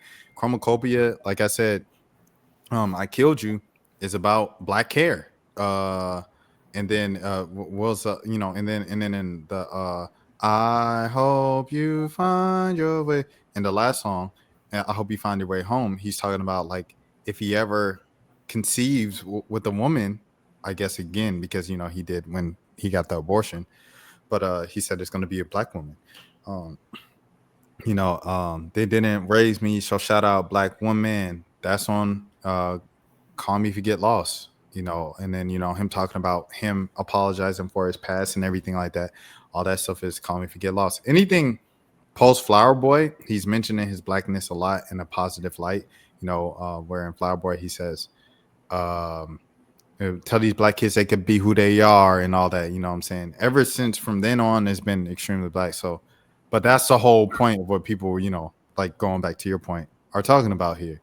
It's like the rebrand post Flower Boy has just been blackness in his music and in his, you know, public kind of dedication to them. This all started with D'Angelo. I'm just saying that again. So rest in peace to D'Angelo and everything like that. So I don't know, bro. I think he's been doing a lot of the stuff that people wanted to see him do and say they wanted him to do, but people just like, they don't really pay attention to stuff beyond the surface. Like, you know what I mean? Like, if the only Tyler Creator songs you know from the new era rebrand are Earthquake and Sticky, you know what I'm saying? Like, what the heck? You ain't gonna know much else about him. You like, oh, that's a dude that ate the cockroach. I tuned out ever since he ate the cockroach, and he had Earthquake and Sticky. And those are some weird sounding songs, you know, so it's just not my vibe. Right. You know, it is kind of fascinating though that like the whole like 2011 or like 2015 era of his career kind of is almost like, at this point, it's almost like you kind of had to be there, because so much of his fan base, so much of his mainstream popularity is like post, like you were saying, like Flower Boy on up, so like 2017 on up. Because even if you look at his record sales, like if you look at and I hate using when people bring up first week sales, but we just using it just to talk about popularity. Like before Flower Boy, he was kind of like he would do like 50,000 first week. Like that was kind of like the normal. Now he would always get millions of views, and they had a TV show. Merch sales was crazy. Like he obviously was an extremely popular artist in real life, but he was never like a mainstream star. And then after Flower Boy came out, that's when you started to see him do like 100,000, 200,000, 300,000 first week, like he does now. But yeah, it has been fascinating. Like as somebody, all of us was there, like 2011, 2012, when they first became popular. Like to see how the fan base has changed over the years, it's definitely been fascinating. Yeah, he said it. I don't know if it was on Ridiculous, but he says it a lot in his interviews. If you go back to that time, I saw like just in this, kind of recent time, I kind of came across the clip. It's Huffington Post. He's got Odd Feature there with them, Earl's there, Frank's there, and stuff. And he says, "I hate it, man. Like he's like, people come up to me all the time. Oh man, I love your music." And he's like, "What's your favorite song?" or something like that. And people can't name anything out. He was like, he was frustrated people couldn't name anything outside of Yonkers back then. And he was like, he feels like people didn't really listen to his music like that. They just knew who he was and knew he was crazy and stuff. And he said the thing that really changed him and motivated him to make Flower Boy was he was on the train Europe and a boy came up to him in Europe and was like, "Yo, you're that dude from Ridiculousness." And then he said, "Yo, I just like wrote this entire piece for an orchestra in Europe, and you're talking about Ridiculousness." He said, "So I went off the internet and I like dedicated 1 year to not being funny, and I made Flower Boy. And from then, I feel like the public perception about my music and how people take me has just been different." So, yeah. Hey, I'm glad that happened. What? Say it again. Oh, I was just saying, I'm glad it happened. Oh no, I thought Rashad was going to say something. No, I was going to say he did. Now that you bring that up, like him saying that he made a point not to be funny on the internet, that's interesting because he was at one point like almost as much of an internet personality as he was an artist as far as how people viewed him. Like even when Vine was popular, I remember he was like one of the more popular like Vine accounts back then around that time. But yeah, no, that's fascinating. Do we want to talk some more about? Wait, hold on. I have one thing to say about this. Okay. Flower Boy. Flower Boy leaked a week before it came out. And at this time, as Mo knows for sure, like I was not listening to Tyler, like or Odd Feature. However, Perfect and Young and I F and Hate You eventually like crept into my playlist in college. Like in 2014, a year after Wolf, I give I F and Hate You a chance because I was talking to my ex about it. And she was like, "Have you ever heard the song?" And I was like, "No, I don't listen to Tyler, just that." And I listened to it like on the side and I was like, "I really like this." So, so those two songs are songs that I just love. Like, and though I feel like those are kind of like, that's his entire career now, or just those two songs. But anyways, regardless. So I was not rocking with Tyler, not listening to Tyler because they just play with God too much and everything like that. That leak came out of Flower Boy, and I checked it out because I was listening to I was watching Everyday Struggle every day. Shout out to Nadeska, shout out to Academics, and shout out to Joe Budden. And I was like, bruh, this is crazy. I got baptized that Saturday at the little youth conference at our church. My ex, who I haven't talked to at that point in 2 years, she got baptized too, but she forgot her car keys. So she came up to me and was like, "Yo, can you take me home?" It's the first time we talked in 2 years. It was awkward.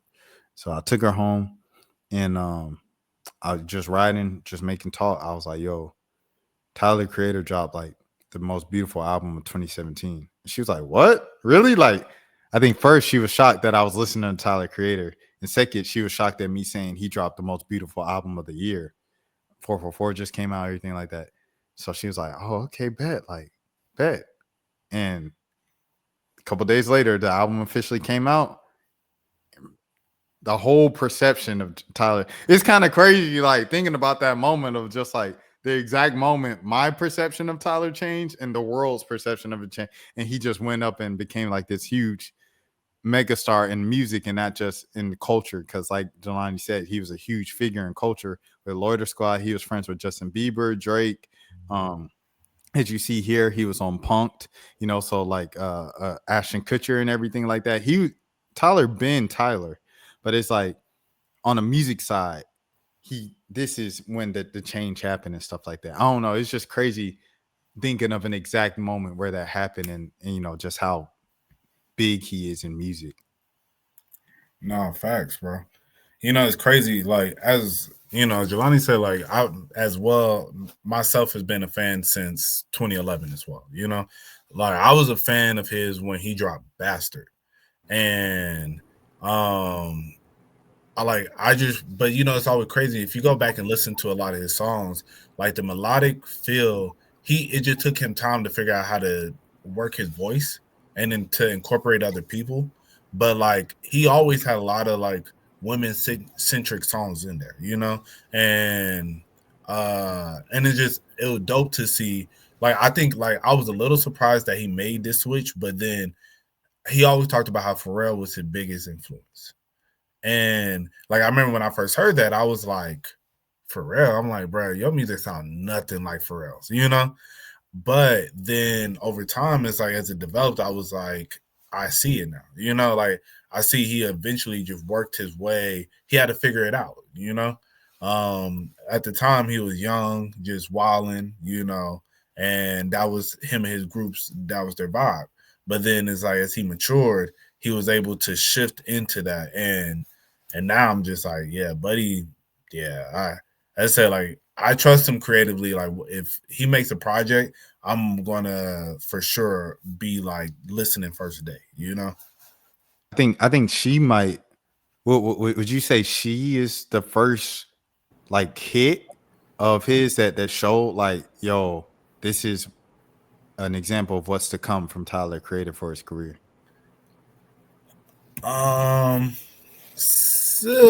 guess yeah. Like if you say like hit, like that was like the first one that people. I don't think it was like super known. I think now in hindsight, a lot of people know it. You know. Yeah, Frank is a superstar. Yeah, you know, like I like when the album came out, I don't feel like a lot of people gravitated towards it because they just didn't gravitate towards the album in general. But I think in hindsight, yeah, like that would be the first song that people will credit to him being like, okay, like this was that I could see where he was always kind of on this vibe, you know, or around this vibe. You know what's funny? That song is like the subject matter is actually really dark. Like if you listen to what the song is about, but it's like it's such a beautiful song that people kind of just skip over it. Like we just kind of decided like we're not going to acknowledge that this song is about. I don't even want to say what it's about. Like you can go if you've never heard it before, you can go look it up yourself. But yeah, it's just funny because I had like my first high school girlfriend or whatever that around that time.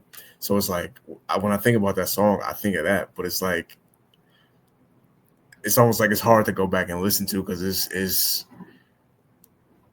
I don't know, it's weird. Like I was watching one of those like those Trap Lord Ross, the Chicago drill documentaries like yesterday.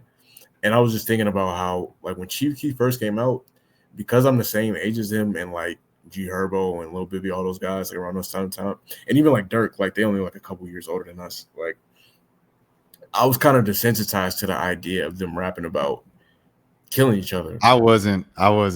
So you was a little bit more. Oh, Mo was right there with me. I said, bro, I literally have a tweet. I remember I tweeted it out because everybody was singing I don't like around school, right? So you know, so like I'm looking into it. And this is the first thing I tweeted, like just thinking about it. Hold on. Let me see if I can find the tweet.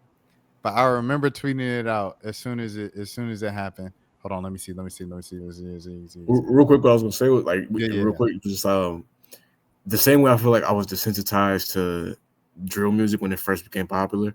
I feel like because I was a teenager at the time, I was desensitized to what Tyler was rapping about. even though it was for entertainment, I don't think he was actually like I can say it now because we into the episode. I don't think he was actually raping or killing no women, but like I was just listening to it because like, oh yeah, this song fire. Like the beat is hot. Like I like this. Like I wasn't really thinking about the subject of how crazy it was. I'm really sitting here listening to these songs. I think that with IF and Hate You too, because he's like, I'll pop out the dark and find you with the new digits you're seeing, with your attitude, then perceive the mix of your evening. Make sure you never meet again. Like I was like, yo, that's crazy. The Kyle too, super duper Kyle Mo, when he was talking about like getting off to her Facebook pictures, I was like, yo, what? Okay, but that's real though. No. like Oceans by Kyle was crazy. Yeah, no facts. Like I think I've said this on the pod before, but I remember I put that in the girls' playlist one time. And it wasn't until like because she just wanted to hear like she was like, bad, bro. Oh, I'm sorry, I just watched Austin Reeves hit a buzzer beater. My bad, bro. I'm sorry. Oh, you good. Yeah. How much he had tonight? I don't know how much he had. He just the game winner at the buzzer though. Oh, okay. Dang. But yeah, like I remember she was like, yeah, put me on to some music that I don't know, like really put me on. I was like, okay, bet. And then yeah, I made the playlist and I remember I put Oceans on there. And then I was listening to like the playlist when like after I already sent it, I was just listening to it back. And then that song came on, and then like the end of it, and I was like, I hope she doesn't get to this song. Like, like she gonna be like, what the like, all right, Watch that probably been the first time that came on when she clicked it. He said, it's not like I'm a stalker or something. It's not Right. Shout out to Super Duper Kyle, man. Bro, Jelani. I texted Rashad and told him about this when it happened. Bro, tell him why like I accidentally called the girl I used to talk to at like 9 a.m. Like on a random Tuesday. But like with iPhones, as soon as you like I canceled the call as soon as it happened. But with iPhones, it's still gonna show that the person called you, And bro, I was like, it was so awkward, bro. Cause I was just thinking in my mind, I'm like, I can't look at old girl's story for like a month. Cause she gonna be thinking like, why he called me? He was thinking about me, Yeah, like, he reminiscing on old times.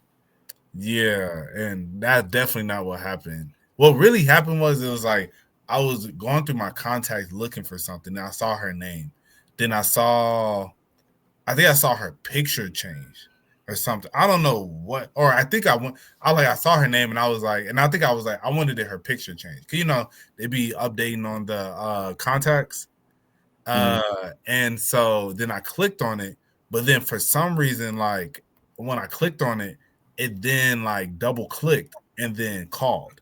And I was like, oh no, like this is not what I need at 9 a.m, If she would have called back, I would have for sure tried to play it off. I would have been like, nah, I was really trying to call sis. And then, your name was so close to the, with the S. It just, I would have came with the cool way to play it off. Yeah, bro. But yo, I remember one time.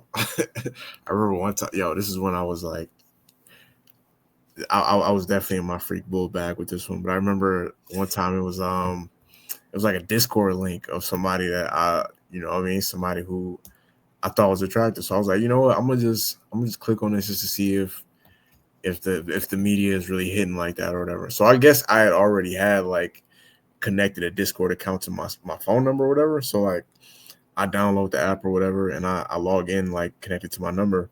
And before I could click on the page, I get a text from my grandfather on Discord like, hey, what's going on? I didn't know you had. I was like, you know what? I'm cool, bro. I'm not even like, I don't want to look at it no more. This just kind of threw off the whole experience. Like, I'm good, man. I didn't even know my grandfather had a Discord. Like, I had so many questions, bro. Matter of fact, it wasn't Discord. It was Telegram. I was about to say, I already know which one it was. Telegram. I was like, yo, when did my grandfather get a Telegram account? Like, that's crazy. I had someone from college hit me up on Telegram, like, yo, And I was like, bro, if you have my number, why are you hitting me up on Telegram? Like, yeah, I was like, do you get a notification that I opened up that like that? That's crazy to me. Yeah, I think you like show up as like a suggested added friend, or it'd be like someone from your contacts just created. Is I think it'd do that. It'll tell you exactly. Yeah, if you create an account, it'll be like this person just created an account, and That's too much. I want to be low key. I want to just make my account and just if we add each other eventually, cool. But like, yeah, Telegram, you is where it goes down. oh yeah, no, that's yeah, no, Telegram is the internet is filthy, bro. It's it's really crazy. Like they serious about like I know Rashad, I know you've been out the game for a minute, but they really are serious about like you gotta type in your ID for these sites. Yeah, they're not been playing on on that, that. especially with the site that's initials are PH Cornhub. Yeah, they've been on it because they got sued. Them jokers got sued. I guess they lost the suit because the way that they've been moving ever since has been super strict. Like they don't play it. It's like in mad states, you can't even like you said, you gotta upload your ID and everything and all that and stuff like that. Yeah, they're cracking down, man. And I think it's just because of like just all of the damage that it did to, kids, to be honest, and stuff like that. And parents sue them and they lose millions of dollars. And if you want to make someone change, put some money in it for sure. bro. Today's kids, bro, their access to corn these days, bro, it's crazy. Cause I think back, I'm gonna keep it a buck with you. I remember back in the day when I first started, getting a chance to, look at stuff on my phone, and when you back in like middle school or high school, whatever, really more like early, cause the connection on your phone, like the internet, it wasn't no 5G, it wasn't no LTE, it wasn't even 3G. You feel me? You just had like you had to really wait for that video to like load. You feel me? Like it might buffer, it may not. Like you might be, to be real, you sitting there trying to get through it, and you doing your thing, and then it freeze, and it's like, bruh, now you got to sit and let it buffer for a little bit, and like, all right, let's get back to it. It's like these kids, it's everything is right there, at all times, just ready to go. They gotta be desensitized. Like you talk about ED, oh, this generation is gonna have it like because it was already already a problem with younger people when 21 Savage was like, I don't know how 21 might be like what 33 now, 32. He just had a birthday. Yeah. 32, 33. That song, No Heart, was 2016. So that was 9 years ago. So he was like 23, 24 when he was talking about, I don't even need a pill for her. I'm like, why is someone under 25 rapping about not needing a pill to have, you know what I mean? Like, I was like, yo, that was the first time. Okay. I think it's that stuff we consuming, but it's also like, in 21 Savage case, drugs, like all the drugs over the years, made them numb and things of that sort. So they had to pop pills before the age of 25. This generation of kids growing up with like the highest quality, the HD, high speed at the tap of doo on that, man, what? Oh man, they going, all right, let me just 15 years old, first time trying to get it in. Now I'm gonna know how to get the sucker up. You know what I mean? Because them jokers is desensitized. It was a progression for me, and we all around the same age, so it's probably like we damn near literally the same age. So like, I'm sure y'all can relate, but it was like it started off when I was like a young kid. It was just like magazines, like it might be like they would have like Double XL or like Vibe might have like a motto in it or something like that, and then we got to like the HBO era. And then, the computer and eventually like it didn't get to the phone era for me because like the internet around that, like Mo was saying, like my bad, I'm on my laptop. But yeah, Mo was saying the internet around that time was like it cost too much to have good internet on your phone. Like your parents had to get the real crazy phone bill in order for your phone to have good internet. So like in 2007, 2008, you wasn't opening up you wasn't watching no videos on your phone. Like, bro, you had to. I remember as a kid, this the day I knew we entered the future, I feel like I've told this story before, bro. The day I knew we entered the future, this had to be either 06 or 07 because I was in 6th grade. A kid came to school on my bus and he had it downloaded on his PSP. That was the moment when I was like, bro, we have officially entered. Like, he was sitting here on the bus watching, you know what, on his PSP in the morning. I was like, bro, this is before the first iPhone came out. Like, on the bus is crazy. yeah, he was just showing it to us because we kids. So he's showing it to us like, yo, look what I got on my PSP. I'm like, bro, that blew my mind at the time. And then fast forward damn near 20 years now, like that's the standard. Like if you yeah. Well, one time another thing, it was like I think it was iPod Touch or something like that. One of the first iPods that you could watch videos and download videos, but it was a small screen. And we were out for trick or treating. At this point, this is a time where we're like old enough to where we're not even dressing up anymore. We just going to get some candy, and and he, like you said, showed me it on his little iPod thing with the screen. And that was the first. I would think I was probably like 11 or 12 at that point. Yeah, but yeah, that was my first time similar situation. Right. When was the first? Do y'all remember the first time you saw like nudity, like just uncensored, like nudity?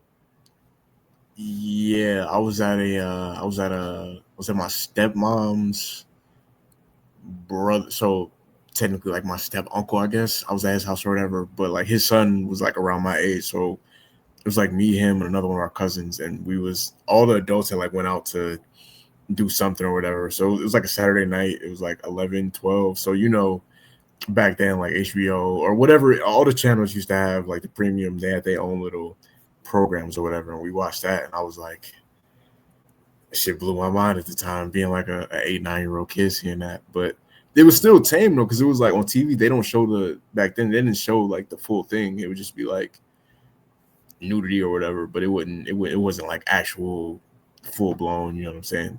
Like the kids now see. Right. Nah. I was gonna say, I remember there was one time when I was visiting family in Milwaukee, and they found an old like tape that was like with some crazy stuff. Honest, and I'm gonna keep it 100 with you, bro. I really think it was like a Bad Boy Diddy tape or something like that. Not like but like it was like sponsored by him or something like that. And it was just like a bunch of crazy stuff going on. But I remember I was like mad young. So I was like, bro, I'm not gonna watch this. Like I was like, nah, I'm not gonna watch it. So that was the first time kind of being exposed to it, but I didn't really watch it. But the first time I really saw some crazy, bro, I remember my uncle. I was at my grandparents' house in Nashville, and my uncle had this magazine. And bruh, like I remember I opened it up and I was looking, and then the center page was the girl spread eagle, like lips open, everything, bro. And I remember I was like, I just threw the magazine because I was like, yo, what the? Like, it threw me off because that was my first time ever seeing that, bro. So I was just like, yo, that's what that looks like? I was like, yo, what the? That's crazy. Yeah, I don't know. Like it was just it been stuck in my mind, like ingrained in my mind ever since, bro. Cause I was just like, I was just like, bro, this doesn't. I don't know if I like this. Like I wasn't thinking like on a Macklemore, but I was just like, this is crazy. No, yeah, the first time, yeah, I get what you're saying, because it's like you don't know what you have no clue. It's just you just imagine what, you know what I'm saying, then you see it and it's like, oh, this is okay. This is fascinating right here. No, facts. Kyle would never do something like this for his brand. That this was pre McDonald's Nike Kai? Right. Is that who I think it is? 2021. Yeah, bro. it is him. She was looking right here. So she had a little weight on her at the time. Yeah, she the soccer player retired her, man. Like she was a soccer player? Yeah. Oh, I didn't know. like she got in the Europe, game now. but like ever since then, like she been like ghost. Like you don't see her on no Jumper, you don't see her on Kai Cenat stream. Like she is just out the public eye. Like she used to be like an influencer. She used to be almost as known for like her influencers, social media stuff as she was known for her profession. Like how kind of Violet Myers is now. Like Violet Myers is like just as known for like anime and video games and Twitch and YouTube and stuff as she is for the other stuff. 50 told him, go ahead, switch the style up. He retired her, man. I don't see They her hate, at let all. them hate. I got a question, Jelani, by the way. Yeah. You know who's coming on the channel, on my channel tomorrow? No, who? It's I don't know if you gotta tell me if you know the name. Do you know Maya Morena? No, I don't know her. I thought you were gonna say Woochie Wobbler again. Oh no. Oh, you said again. Oh, you tapped in for that one. You told me that you were interviewing. I think I did see it. the clip though. I think I Yeah. Shout out to Wuchi. That's my dog. That's my dog for sure. Friend of the channel. Shout out to her boyfriend, everything like that. It's all respect. It's all respect. But yeah. No, I'm having on Maya Miranda tomorrow. Is she another professional? She is. Okay. But Maya, her story is it's a bit different because she was an activist for like a set of years, and she even said that she originally got into the industry to promote her politics and her political views and stuff like that, to make change and bring change. And but well, like that's why I reached out, because she was doing a lot of stuff with immigrants as well and ICE. And so I was like, yo, like we could talk about the ICE thing and this and that. And she was like, oh, I don't do activism no more and this and that. So we'll be talking about all that for the people watching this right now. That's a preview of what's coming up tomorrow night. She said, I don't do activism. She's like, I left that activism. She's like, I like that activism a couple of years ago. So shouts out to Maya. But yeah, she definitely looks like a cool, like earthy type woman right there. Yeah. Shouts out to Maya for sure. You know, I definitely want to. That's a rough industry. I like it now that they can like make their own money. They ain't gotta go through these a lot of these nasty companies that be. Oh, what I've been hearing about though is that a lot of these, like the more popular OF models, they be having like marketing agencies behind them. Yeah, well, you know, Mo was talking about that probably a few episodes ago with talking about Ben the Don. Like, yeah, oh yeah, he did that. Yeah, he used to manage. That's a crazy profession right there. It's a lucrative one. It can, yeah, no, that's a fact. That's low key like illegal pimping right there. Legal on depending on who you ask. Yeah, what? Legal on depending on who you ask. Yeah, I guess. Yeah, that's true. But it definitely been a couple girls that I'm like, especially during that time when it was really popping, I was like, bro, you should just go ahead and do it. Like, I'm telling you. Like, I don't know why you not. But you think Joy Taylor ever gonna give in? No, I think she getting. I mean, realistically, I think because of her age, it would be crazy too. I think if she was younger, I think she definitely would. Like, if she was still in her 20s, I think she would. But she's like almost 40 now. It's like, bro, you starting OnlyFans at 40, you would never be respected in this industry again, bro. Like, I'm gonna just keep it a buck. Yeah, I still think she has hopes of like eventually. It probably will happen too. She'll probably get another job somewhere else, at like at another company. I don't know, but I think she did say that she was kind of over the whole sports talk thing, though. So I don't know. Really got a BBL? No, she just trolling. Oh, okay. She showed a video of her working out, talking about, I finally got that BBL, y'all, and this was 13 hours ago. Oh, Also on that play the pod, video. just like you said, play the video. ain't gonna take down my channel. I'm not taking down my channel off of no Joy Taylor. I ain't gonna lie. But what was I gonna say? I was gonna say, you know, she kind of like speaks unfiltered about like certain topics on her like podcast and on the internet and interviews now. ever since like kind of like getting outed by Fox Sports. And that I think that with the combination of her, thirst traps that she's always had on Instagram, and then like this comment today, it just made me think. I was like, is she ever gonna make that step? I don't know.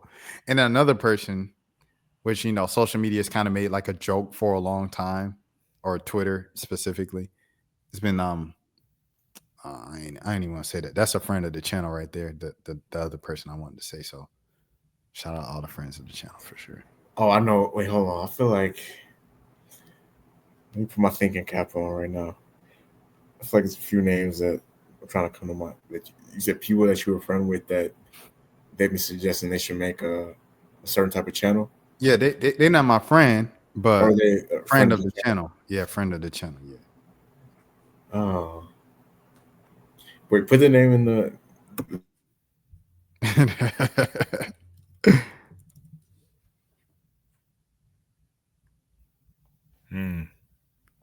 You on mute. You on mute, Jelani. I was just saying I would love to see it, but that person has actual like real endorsements. Like they got motion. Yeah. They don't have to. But they be posting kind of like really like teetering that line, boy. Oh, yeah, and yeah. They just did. You know what I'm saying? Yeah. I've seen a couple. Yeah, that was. Like, I can't say because then that'll give it away. But yeah. Say it again. I said I can't say it because that would give it away. But yeah. Yeah. No, but they got real. They got like actual like clothing, like real luxury. They don't have to. I hope so. But it's also like you could do a Ruby Rose type joint where you just in bikinis and bathing suits the whole thing. Yeah, but it's that's just a stigma around it. It's like, what do you want your brand to be though? Because even though like you said, Ruby Rose, she doesn't do like full nudity, nor is she actual like doing scenes with guys or nothing like that, like anything close to that. But there is like a certain way that people perceive her based off. I don't know. Once you do that, it's like your brand can't go to a certain. That's like, a fact. This happened a few months ago. Like Melissa Ford was, when she was on the Joe Budden podcast, she talked about how she was supposed to talk at like some HBCU or whatever, but then they found out she had a OnlyFans account and they canceled the speech or whatever because it was like. And I'm not putting out no. She talked about this herself. Like I didn't. I mean, but first of all, why did you book Melissa Ford, bro? Like, first, I mean, you could get some perspective as far as I don't know what I don't know what it was. As a video vixen. Yeah, so why is it all of a sudden because she has an OF that it's like, oh, we need to get her out of here? That don't make no sense. Do that make sense to you, Mo? No. Yeah, I don't. Between a video vixen and having an OF. I don't think they necessarily on the same level, but it's like I don't know exactly. I think she's done other things as far as like her brand, as far as attaching herself to like certain educational things. I'm not sure, but I don't know why they was booking Melissa Ford, but it just for the greater point of like once you have that account, you are looked at a certain type of way. Like if you're a rapper, because that's the thing too, where it'll be like. I be seeing it all the time where it'll be like like maybe like a rapper or like a singer or a female comedian. They just want like that extra boost on the fan base and they make an account. But it's like you're not gonna be known as a rapper no more. Like this is what you're known for now, or a comedian, whatever it is that you do. Like so yeah, once you make that account, your perception is kind of changed. Yeah, that overtook Ruby's entire music career. Like Ruby Rose was a XXL freshman. I was gonna say she was like a rapper, like a real rapper. Yeah, she had a hit. Big Mouth was a hit, and she was on the freshman list. And then it was like ever since then, people just look at her as like the local thought. You know what I'm saying? I mean, for lack of a better term, I'm not saying Ruby Rose is a thought. I'm just saying that's the public perception. Shout out to Ruby Rose. Shout out Georgia State for sure. Go Panthers. I didn't even know she went to state. Yeah, she went to school with me. Oh, okay, that makes sense. I thought that's a whole another story though. That when them tweets leaked, or when they was digging up the old tweets from when when she was in high school. Yeah. She was like, "I'm going out with Travis Scott in LA this weekend." Yeah, that was crazy. Me and Travis Scott going to the LA Rams game to watch Todd Gurley. I think Todd Gurley was UGA in 2014, but whoever. When did the Rams leave St. Louis? I think their first year in LA was 2016. I want to say 2015 or 2016. It was either one of those. 2016. Yeah, 2016. Yeah. Damn. I seen a random St. Louis Rams highlight. Not to get off track, but like I seen a St. Louis Rams highlight the other day, and I was like, damn, the Rams really did used to play in St. Louis. Like it's kind of crazy that team just like don't exist no more. I mean, the team exists, but I wish the Falcons would do the same. I wish they would leave so I can stop caring about them. If you know, you know. They here forever. Real hoops. Steven Jackson. Real hoops. He was he had a little run on the Falcons too. He wasn't bad on the Falcons. Yeah, he had a nice little. You know who was decent on the Falcons, bro? Who? Todd Gurley. Oh. He was not trash on the Falcons. He was okay. He wasn't trash. I feel like we've seen some trash running backs on the Falcons. I don't think Todd Gurley was one of them. I think he played well enough to get another 1-year deal somewhere. And he never got it. Yeah, he wasn't the same Todd Gurley. But I mean, I think it was obvious that his knees were just like he only had so much time left. 100%. I mean, his Falcons career, he's gonna be forever remembered for that play when he scored when he wasn't supposed to score. Accidentally fell into that. Yeah. Yeah. It was like after that, he couldn't come back from that. No. Great player though. Shout out to Todd Gurley. I think Todd Gurley was a St. Louis Ram then. Yeah, 2016. His rookie year. I think it's maybe his first 2 years. I think they was in St. Louis. Or at least his first year.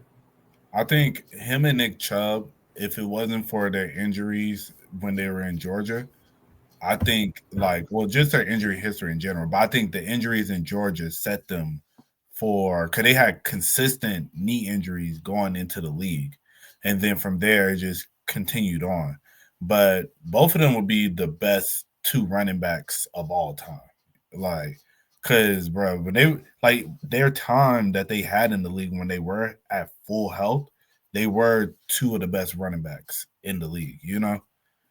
So I wish they could have remained healthy, had like a good – could that be the difference sometimes? You know, that's why it's so impressive with LeBron, because I think realistically, if LeBron maybe you know, had an injury where he missed the season, you know, things would have been a lot different, you know, but it's just like it was just year after year after year of just consistency, you know, where it's just like he'll never hurt and he'll play at a high level. But there's a lot of players, if they never got hurt and got to play at the same level as LeBron, I think we would have different conversations, you know.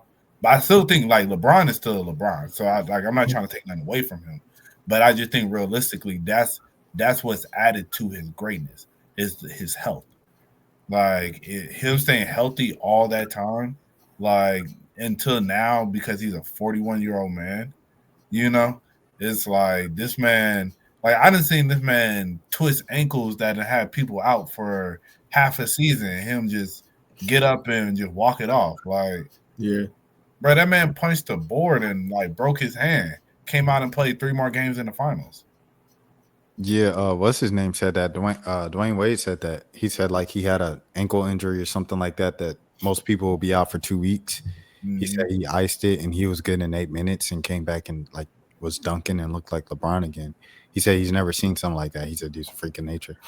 One thing I also wanted to say, these St. Louis Rams, the helmets, the colors, hard. Facts. I liked it better when they first came back to LA, when they had the blue and yellow joints. Yeah, they should have just stayed with those. I don't like, bro. They jerseys now they don't look good to me. Yeah, they don't hit the. I don't know the gray and that version right there was fire. They should have just stayed with those. That's I like how the gold shines right here. It looked like a ram. Like they look like a ram horns. Like You know what the problem is with these jerseys? Like they was ass for most of the time when they wore these. Like, 'cause they won a Super Bowl in '99 with Kurt Warner and them, but they had these jerseys, and then they switched to those, and it was good for like a couple more years with like Kurt Warner and Marshall Faulk. But then after they left, early 2000s, up until they moved to LA, they stink. They they stunk. was trash. They was Yeah, trash. they was consistently like one of the worst teams in the league growing Shout up. out to Torrey Holt. Torrey Holt, yeah, Isaac Bruce. Man, boy, that was a name right there. Yeah, Bro, we the only podcast talking about the St. Louis Rams in 2025. we talking about the St. Louis Rams in the same podcast. We talk about the Marietta, Georgia mayor election, and Maya Morena, and Tiana Trump, and what else? We cover it all. It's just too much. Crazy. 6'7". I still don't know what that means. It don't mean nothing. Okay.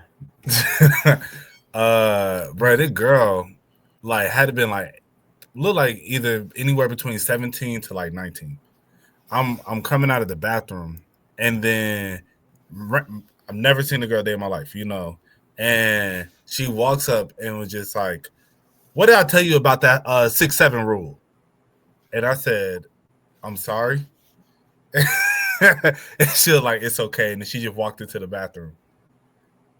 No, little kids is weird. Well, I mean, not little kids, teenagers is weird, bro. Bro, did y'all see that one video? It probably did. It was so random. It was like, so I just learned about the new trend where, you know, you put your hand out to like for somebody to like, you know, give you a high five or like give you a dap or whatever, and then you move and you like yeah. So I just saw someone do that on a stream, but I didn't get it. Yeah, so I guess it's the dude that performed with remember when you say you saw Buddy perform at the Hawks game and all like they got anybody performing now? You talking about Matt Hefner? Bald head dude?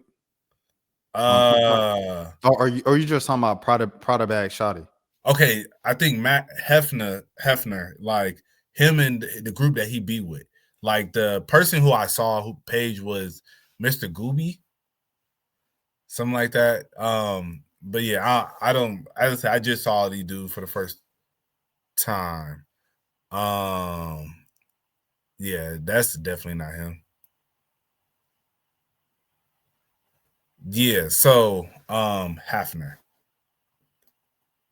I thought that man's name was Hefner. See, that's the problem. Right. But yeah, so I just saw that video for the first time. So I guess they created yeah, because I see they're the ones that keep doing it. But moral of the story is I saw the guy, he walked up to the group of girls and like, so you can't see his face. It's just like he got the camera. And then he walks up to the first girl and it was 4 girls. The first girl was just like, he was like, hey, can I ask you a question? And she was like, I got a boyfriend. And then she walks away. And then so her and her friend walk away. So he was like, wait, I wasn't about to ask you that. And then this white girl walks up and then was just like, hey, come here. And then like went to and then did the thing. And then bruh, it was just such a random thing because then like he like froze it because it's like he got curved by that girl and then that girl hit him with the thing and then she emoted in his face. It was just like bruh, and then like the other girl on the side just sitting there laughing. I was just like, bro, this generation is crazy now, bro.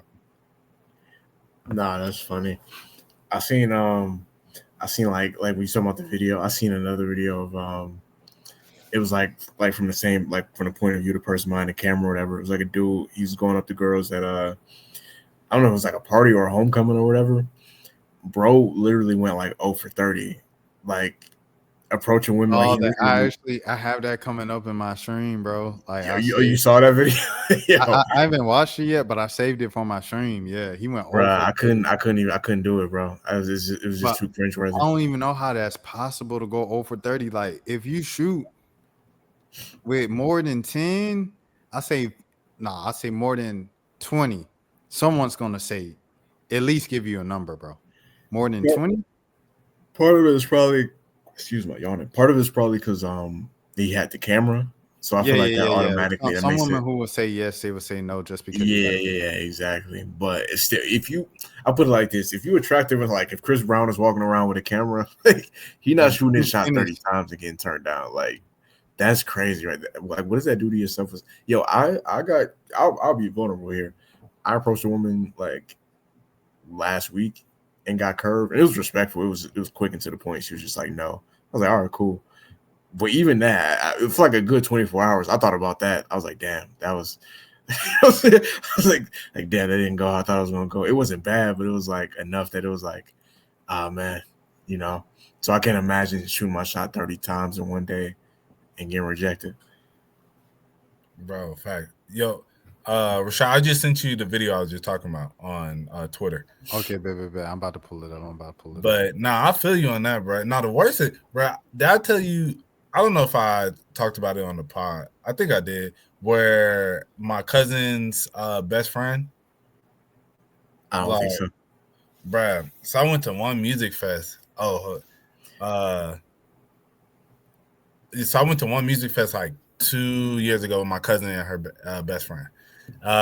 And so, mind you, my cousins told me don't try and talk to their friend.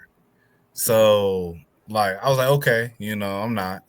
But then, we get there and then it's just like, I was like, I didn't known their friend for a minute. So I was like, friend looking kind of cute, but at first I was like just chilling. But then it's like my cousins, they're twins, and they're both like, they at the time like had like boyfriends and now like fiancés and husbands and whatever. But so at the time, it's like they all caked up with their boyfriends. So it's like me and no girl.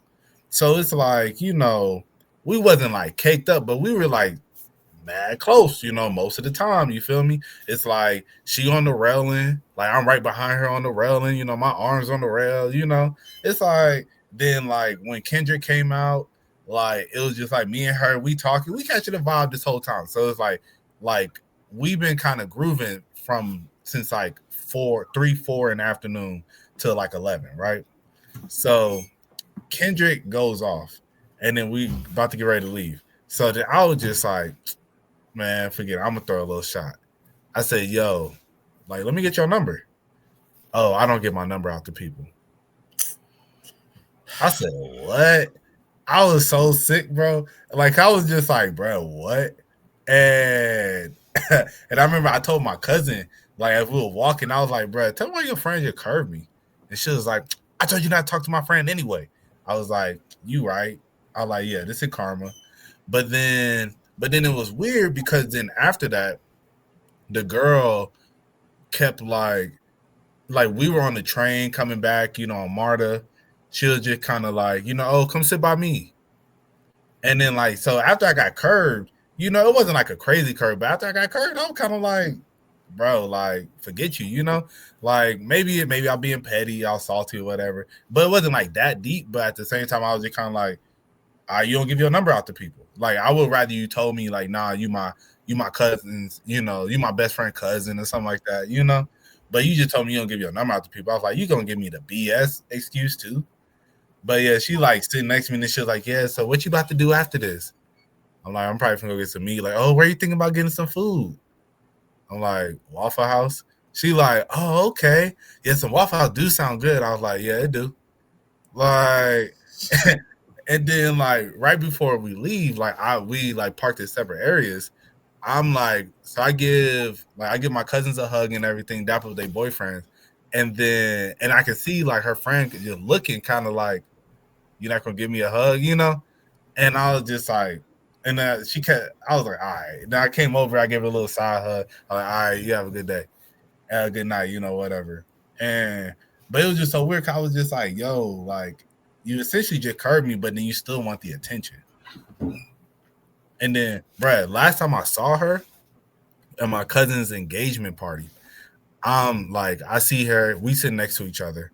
And so, it was the energy was kind of weird at first. Like, cause it wasn't like the first time I saw her since then. Like, I didn't see her a couple times. But so like we sit next to her, I was just like, what's up? How you been? She's like, I've been good, you know. Like I heard she got a boyfriend and stuff now, so I was like, okay, you know. Like she didn't tell me, but I heard. And then we talking like they're talking about my food. And because you know, like I be cooking meal prep, and so sometimes I'll send the pictures of my meals to like my sisters and my cousins. And so they were talking about it. I guess they told their friend, and then the friend was just like, "Yeah, I heard you be cooking. Like, you know, like I want to try some of the food one day." I was just like, "True, yeah, you know, like." I like, you know, we need to do, you know, we need to, and I'm trying to think of the word.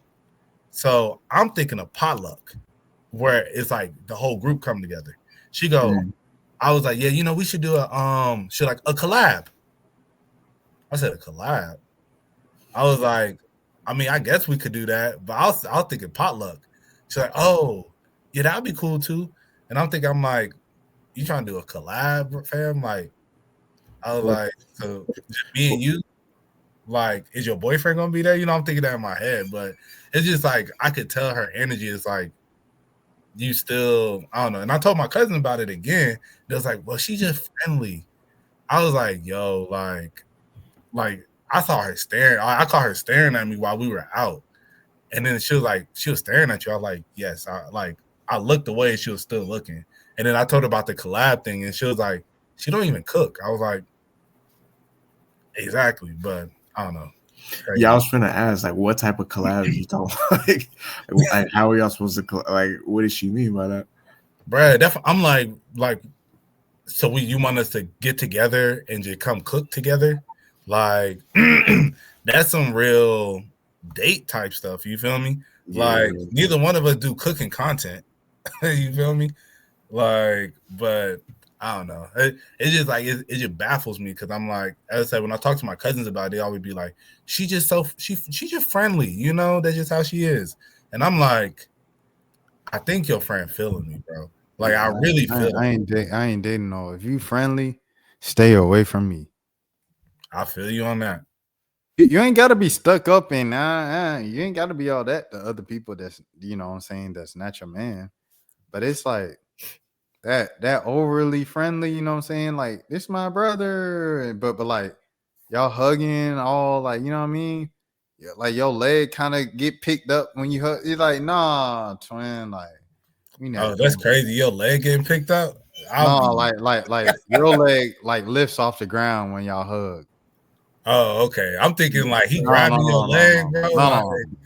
He got at that point, like as soon as he puts his hand under your kneecap, it's over. I'm out. Yeah. Oh boy. But that's a crazy scenario. Yeah. Nah, for real, that I would crash out. I ain't gonna lie. That's like when that video of Michael Ealy when he was hugging Megan Good in front of Jonathan. I'm not mature enough for that yet. Yeah, the pickup is kind of crazy. You know, Jelani, did you see the Kirk Franklin video? With with NLE Chopper and Jonathan Majors, bro. No, I actually did my best to avoid that video just based off the names. Anyways, after the fact, right? TMZ man, he at the airport with NLE, and he said, bro, like it looked like Jonathan was kind of on you, kind of heavy. He said, yeah, I think he, you know, still mad about that time I was talking about his lady, his wife. And look, man, I don't want your wife. You know, I just say she was a beautiful woman. That's all I said. And he was like, I think he still, you know, kind of feel a way about that situation. And so, yeah, it just reminded me of that. Yo, NLE Chopper has been a goon. He's been a spiritual healer. He's been a techno house music artist. He's been Dr. Sebi. Like, there's really nothing that that guy. He's bald now. I think like he feels like he's been famous longer than he's actually been famous. Like, and I think the fact that, you know, Chopper Style, or what was his I Am a Menace. What was the name of that song? Chopper Style. What's it called? Chopper Flow or something like that. Chopper Flow. Yeah. Chopper Flow. Yeah. When the first Chopper Flow came out, he was like 15, 16, but that was like 2018. So now we're like 7 years later. The kid is still only 21. It's like he did all of that in front of our faces, like as a famous person, front facing person, and he's still only 21. That's kind of like the most mind blowing thing about it all to me. Yeah, he's got like the how Chief Keef was like 22 for it felt like 5 years. Lil Wayne is only 1 year older than Donald Glover. That's crazy. Facts. Oh, you know what made me think about that too? I seen a picture of it was a Big Boy from Outkast. He took a picture with Clips or whatever, and I was just thinking about how Malice is like 3 years older than Big Boy. That's crazy. Yeah, but it feels off because like Outkast came out, bro. Clips didn't come out till like 02. Outkast was out in 94. Yeah, that's crazy. Yeah, Another one is I don't know if you've seen the video after the Grammys 50 year of hip hop celebration backstage of Jay-Z dapping up Rakim, and then he's like, Thank you for the yeah. and people are like, y'all are like the same age. Rakim is like a year older than Jay-Z. Rakim is like Jay-Z's age, bro. Yeah. Shout out Rakim, friend of the channel. Yeah, I think people forget Jay-Z like Jazzo, who was like his mentor or whatever. Like Jay-Z was featured on a song that was getting played on like Young TV Raps in the 80s. Like Jay-Z, he didn't really pop off to the 90s, but he had been trying to rap since like literally the 80s. This is a long ass time ago. We're like when you see any of his old stuff with that flow, that's really what tell you how old he is. Like when he do I keep it in Mac. These brothers don't know. I keep it again. Jay, my favorite rapper, and I hate those old songs before he really found his style. Like, yeah, no, I don't like a lot of those old songs from that era. No, facts. We never watched that video that you sent. By the way, we never pressed play. Yeah. Hold on. Let me press play on it, man. 6, 7. All right, hold on. My bad, Frank. You do me a favor? I wasn't gonna ask that.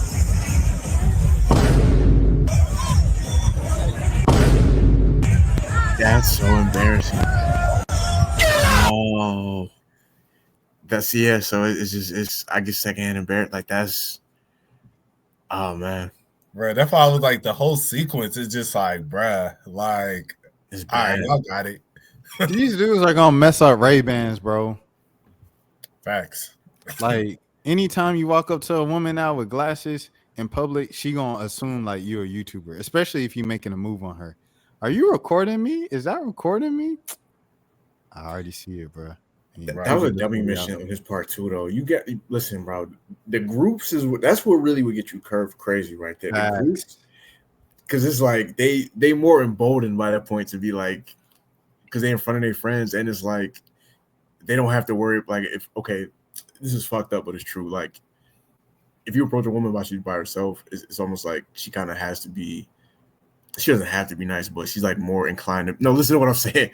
She's more inclined. What do you mean by that? No. She's more inclined to be nice because it's just for safety reasons. Like women give out fake numbers and things like that because they want to leave. So it's like they're not going to be as. A lot of times they won't be as rude because they want to make it back safely to where they go. Okay, that's crazy. That's crazy. How was that crazy? It's a fact. That's crazy. Mo, is that crazy? Yeah, I'll let you be the judge. How is that? I'm not saying it's a good thing, but it is true. Crazy. Like if you because this feels like one of those moments where they clip it 5 years down the line and they like, yeah, Rashad always. No, Rashad was just in the frame. Rashad was just on the video. Rashad did not say that. Jelani said that. Let me rephrase this correct. A lot of times. Bro, it seems like I'm saying that it's a good thing or like it should be that way. It should no. This is what it sounds like you said, Jelani. It sounds like you said, no, it's really good when you got the girls by themselves because like they want to make it back home. Like, no, that's not what I'm saying at all. I'm saying you're more likely to get a kinder response or like a more patient response because it's like I've seen women say this where they'll be like, they'll keep the conversation going or they'll give a fake number or something like that just because they want to get out the situation. So it's like if you could find a way within that if they do give you the light of day just because they're like, all right, I'm trying to keep it moving, but I'll give you a chance. it's like you have a better chance if you can make something work. But if you approach when it's like every time I've seen a dude approach a group of girls like this, when it's like 5 or 6 of them, and they try to make it work, more times than not, it don't be working, bro. Because it's like they if she like right here when she curved him, it's like what you gonna do? Like you gonna get mad and cuss him out and look crazy? Like what you just gotta take the L in that situation. Sometimes they just want to put on the show too. That's what I'm saying. Yeah, they friends. That's my point too. Yeah, no, I didn't mean to make that sound as crazy as it sounded. Like now that I think about it, but I know what I meant. It does sound crazy though. You want to make it back home, right?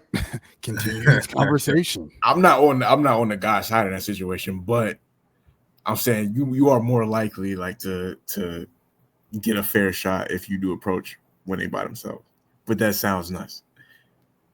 Nah, I get what you're saying. Yeah. Well, you follow me. Yeah, because if you do try and hit them, especially like as a solo, and you try to go to the group, then it's like unless you got like a crazy opening, you feel me? Exactly. Like you got to really scout. You got to make sure like this is the one, because if you pick the wrong one, it's over. You know, but yeah, like I think. But if you catch a girl, like if you talk to a girl when she is by herself and like on a one-on-one situation, you do have a lot better success rate, you know. But yeah, you worded that so much better than I did. Hey, I almost went down the same route. I almost like if you catch her by herself now. Yeah, no, I shouldn't have used the word catch. That's what made it sound crazy. I think another good way if you're a one going into a 1-on-5 situation in transition, this is what you could do it. Okay, you come into the group like to the circle with a joke, and then like you kind of like open up conversation with everybody, but you stand next to the one that you want, and then you kind of like as time goes on, like make a little side comments as the rest of the girls, the rest of the group are talking to each other. You make little side comments like, yeah. See you assuming that you're gonna get that much time, though. Bro, you're right, and I feel like that might be part of the problem. You got to make some shape within like the first like 15-20 seconds. Yeah, you got to offer to buy drinks, or it got to be something like within the first few seconds, because otherwise it's like, especially if they offering to cut and join themselves, hey bro, you gonna have to make some shape real quick. Yeah, you got to come on and be like, I'm so sorry to interrupt, ladies, but I just wanted to tell you, you are so beautiful. I wanted to see if I could possibly get you a drink. If not, like something like that. You got to come on. Because that one is like, oh, girl, they're going to be, oh. Right. But, yeah, so you got to be yo, okay, real quick. How do you feel? Because, my sister told me this is like a rule that she grew up on. And when she told me when I was younger before I started going out, but she said that you got to if you buying a drink for a girl, like if she was with her friends and you try to buy a drink for her, you got to buy a drink for her and her friends. How do you feel about that? I mean, you don't have to. It's kind of like common courtesy, I guess. But I mean, I think it increases your chances more than. But it also depends on if you like, let's say they separated in the club and then you meet her and then you say you just buy the drink for her, versus if you walk up to them while they're together. I think it is kind of common courtesy to just offer to get, drinks for everybody, but you don't have to, obviously. I remember, so like I said, I say this all the time, but I was at Tony, shout out Tony Snow. I was at his first headlining show in Atlanta, and Caribou was the opener, and this was Caribou's first performance ever. So afterwards, only like a few people in there knew who Caribou was, and there was like a music guy around there that was there, and he was like, oh, is this the person that everybody talking about online, Caribou and this and that? So people still don't know who she is at this point, pretty much. And after the show, I was like, yo, I listen to Money Counter every day, this and that. And she's like, oh, it's not, isn't that? And then I'm trying to get her attention, but she's kind of like, everybody's pulling her every which way because she just performed her first show. She had a lot of friends there. And so I'm talking to her friend, her best friend. I'm like, yo, this is who I am. This is what I do. you think I could get an interview with her tonight or something like that? Like, you could pull her to the side or whatever, and she get a moment." She was like, I mean, you gotta work at Magic, da da da, buy us drinks." I was like, "I'm trying to interview Caribou. I'm not trying to smash Caribou. Like, what, what is going on here? Like, what are we doing here?" Me personally, with the whole, see, I ain't gonna lie, because I feel like through the past couple of years, getting a little older, I do give up a little bit more than I used to. If you asked me this in 21, I would have been like, "Oh, heck no, no, no, no. I ain't doing that. You ain't getting a thing out of me." Now, man, if you look good enough, I'm buying yes. As long as if it's 5, okay. That's about how much. Now, if the drink's a little pricey, I ain't doing it for all 5. I'm not gonna lie. But like, you and the 2 girls directly next to you, maybe you in the middle of them, I'll do it for y'all 3. And then they'll be like, "What about me?" I'll be like, "Hey, I ain't gonna lie. Hey, look, twin, hey, it ain't gonna happen for everybody, you know what I mean? Because the price is kind of crazy over, and then people gonna laugh, they're gonna be like, that's real, you know what I mean?" And I don't know. But yeah. Nah. What you finna say, Jelani? Oh no, you good, good. Well, I was gonna say I feel you on that, bro. Because especially it would depend on the amount. If it's like her and her homegirl, yes. If it's her and maybe her 2 homegirls, yes. If it's the whole group, at that point, I might as well buy a dang bottle. You feel me? What's the budget? What's the budget? It really depends on where we at. Like, cause yeah, drinks, like, if I can get by with, let's say, I'll say depends, but maybe about 60. I'll say 60. I thought I was there. I'm not there yet. I'm not mature enough yet. Man, because I could see, because I'm thinking like realistically, if there is like drinks, depending on where you at, drinks a lot of times be like 15, sometimes like $18, and usually if you're gonna buy a girl a drink, she's gonna be like, let me get the Don Julio Repo, like she's not finna get nothing cheap. So, and then they're gonna get 3 of those. So if it's like 18, like that's why I say the 60. Like that's where I'll about draw the line. Anything over that, like most likely no. I've had some nights, but for the most part, but honestly, like I'll say, usually I don't really try to talk to girls in group settings. Like if it maybe her, as I said, maybe her and her own girl, like maybe we sitting next to each other at like a bar or something. Like, but usually like if it's like a group thing, like I got somebody with me and we doing like a group thing, and like I'll buy like the girl I'm with a drink, and then like my homeboys buy the girls they with a drink type stuff, But yeah, I've definitely never like I ain't funded the whole good time for the whole crew. You feel me? It's like I might do shots. Like if shots ain't too crazy, I'll do like around the shots, But yeah, that's more realistic. Trying to buy like 4 or 5 women real like full drinks, especially because you're not just going to do one round. You know what I'm saying? So yeah, no, it's not even. You got to have some bread if you're gonna make that happen. I'm not gonna lie. Even in that case, say I paid her 60 for the 3. That's it. That's it. It ain't no second round. Come on, Rashad. Rashad, what? I don't even drink in the first place. I didn't even want to give up the 60. So that's where the old me come back out. See, I agree with you. It be them nights where like Mo said, we say he had them nights. It be them nights where like y'all in that zone. It's like, bro, I can't. I've definitely had moments where I just don't be thinking. I just be like, you only live once. And exactly. Like, why did I do that afterwards? Yeah, but those are few and far between. Right, I'm in drink like that anymore. And we was at this one spot, bro. It was 5 shots for $10 of tequila. Mm-hmm.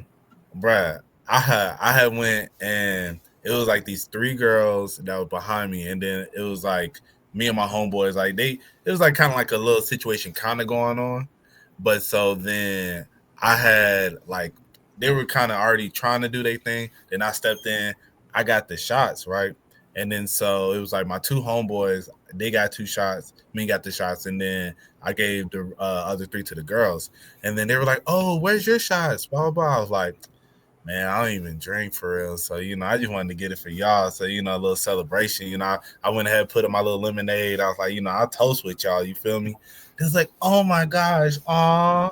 I was like, yeah. But I'm just thinking in my mind, I was like, bro, these shots are $10 for 5 of them. Bruh. Like, this ain't nothing. Don't trust me. If we went anywhere else, you would not get this love. That was a perfect opportunity right there. Brad, like, yeah, that place that I went to, bro, I cannot remember the name, but when I saw that deal, I was like, I'm glad I'm not drinking because I know I will probably, my head will be throbbing because y'all got to be giving the cheapest liquor in the world, bro. 5 shots for $10. Oh yeah, that's like plastic bottle alcohol right there. I had my first version at a work event like 2 weeks ago. And I was just at the bar because they were like, "Oh, come to the bar with me, Rashad. I want to talk to you, this and that." I said, "Okay, cool." So I'm at the bar and stuff, and we talking. And he was like, "What you want?" I said, "Can I get a water?" And then she was like, "Oh, you don't drink?" I was like, "Nah." And then dude made me a version. He was like, "Hey, just because you can't drink don't mean you can't have fun." I was like, "Man, bartenders are some of the like best people socially." But but besides that, I was like, "Okay." So I had it, and I'm expecting it just to taste like juice, but it's got like a little buzz to it, like it's like like bubbling, like soda, kind of like Yeah. sparkling water. I didn't expect that. I thought it was just gonna taste like juice. Yeah, I usually get when I go out now, I get a ginger beer and pineapple. And yeah, it's like that's my go-to, and that's like my favorite thing to drink when I go out now. And it's like I hate when because a lot of times they put non-alcoholic drinks in like a different like glass, and sometimes I'll be like, can y'all just put it in like a normal glass? Like, because it just I don't want the aesthetic of like this man drinking juice, Yeah. I'm just not realizing because of this conversation, I'm the only one on the podcast that drinks or watches porn. I got to get my life together. Hey, I mean, we was all there, bro. No, I don't. I really don't drink like that often. No, I might drink like maybe like once or twice a month. I don't really. I smoke definitely way more than I drink, but yeah, I mean, I see myself like drinking again in the future, but like not like crazy, but I could see myself like having like a beer or so. But yeah, like right now I just been chilling, man. Taking a break from it, trying to reset my mind, body, spirit. You feel me? yeah, I'm gonna try to. If I do end up making it down to, hopefully I can make it down to New Orleans in a few weeks. Definitely going to. Definitely not gonna lie to you. Definitely gonna get shit faced if I I forgot. You said you getting a hotel though, right? Yeah. So about that, ain't nobody going up in here. So about that. No, no. I'm not talking about bringing nobody home. I'm saying like I probably would get faded if I went to New Orleans, but not like embarrassingly. And like I don't want to. My days is getting blackout drunk. That was like early 20s type shit. But we driving down there, and then like we plan on staying with Rashad. So the only cost for real is you're going to be like spending money while you're down there, and then we're going to the Falcons game, and then most likely going to the Pelicans game. The Pelican game is going to be like, depending on where we get seats, at most it's going to be like $60 some. The Falcons tickets we're looking at are going to be around like $60 some too. So, and then you just put in on gas. So yeah, so you don't really, it really ain't gonna be too much. It just if you can get off, I feel like you should be able to. All right, that's a wait. When y'all going down there? We probably gonna leave that Friday, so the 21st, and then come back that Monday, the 24th. All right, for sure. All right, we're gonna do some strategizing, see if I can make something happen. But hopefully so. And my biggest thing with it is like the cleaning. Like it's a few things I need to clean, and then like there's some things I'm putting off on cleaning because I'm like, I don't want to clean it now and like put in all my effort in deep cleaning, and then I gotta like do the same thing in 2-3 weeks. So I'm like, okay, I'm trying to time it right of when to start deep cleaning. Right. Yeah, that's how you know we've gotten towards the end of the show when we start talking about like our real life plans on the show. Like, we ain't even doing topics no more. Well, I said that on the pod instead of waiting to after because I know other people are in that position of like, when do you deep clean and stuff like that, your crib and everything like that. I don't know. Some people are like OCD and they're like every week, and I'm like, okay, all right, you got it. But like deep cleaning, it's a difference between cleaning and deep cleaning. Cleaning is something you do every day, like dishes, taking out the trash, picking up after yourself. Deep cleaning, like when you get the bathroom, around the rim, or the tub, scrub, all that. Nah, that don't happen every day. Washing the sheets and everything like that, you should probably wash the sheets every couple weeks and stuff like that. But all that stuff doesn't happen every day. Right. Yeah, that's the process. Do you I'll be real, I didn't always make my bed every day. And that's something that I've recently been like trying to be like big on. Cause they talk about that. That's like one of the most important things, like mentally, to like make your bed each day before you leave the house, and like clean environment and all that stuff. So yeah, I've been like getting big on that. Like the girl I used to date, she used to, before she left the house, crazy. It's like everybody has they little stuff, and I feel like her house wasn't always the tidiest, but before she left every day, she always made her bed. And that was like, and I remember like, sometimes like I'll be over there, like she'll have to usually leave for work earlier than I did. So like I'll be like still at her crib, and then like and then we just leave a little bit later. And then, but like, so I'll make sure I'm like, okay, no matter how late I'm running, like, let me make up the bed, because she make up her bed so I'm not going to leave her bed, But yeah, that's something that I've been trying to do for myself. And I'll say, like, I ain't going to lie, like, I feel mentally it has been kind of helping, because it's like I walk back in and it's just like, I don't know, it's just like aesthetically, Like, yeah, when you clean up, when you walk back in, you feel like just good. Like, especially if you go out of town, if you clean up before you go out of town, well, when you come back in with that suitcase and stuff, you like, dang, like sink clean, like kitchen clean, couch clean and stuff like that. Like, it definitely is a good feeling. Versus like if your stuff is still how it usually is, and you get back and you like, dang, back to the board. Right. For real, bro. Yeah, so I'm definitely, wanna just trying to get better at all that stuff. What you finna say, bro? I'll say no. That's a valid fact about like making your bed. It's like when you come home. I don't know why it is, but that is true. Maybe it's just like a presentation thing of like coming home and everything's in order. But yeah, no, that's a valid point. Yeah, because they talk about if your room is like dirty or anything, that's just like, that's where your mind is, your mind gonna feel cluttered and a mess. So I definitely feel like I like typically am running a little behind and stuff like that. I'm rushing out the house and I'm like behind on schedule. I'm running late to something when my stuff is messy. And my stuff is messy right now. Like my apartment is messy right now. And I feel like that might probably have a part to do with like more days than that I'm running out the crib as opposed to like walking out the crib. I walked out the crib one time in the past couple weeks, I want to say.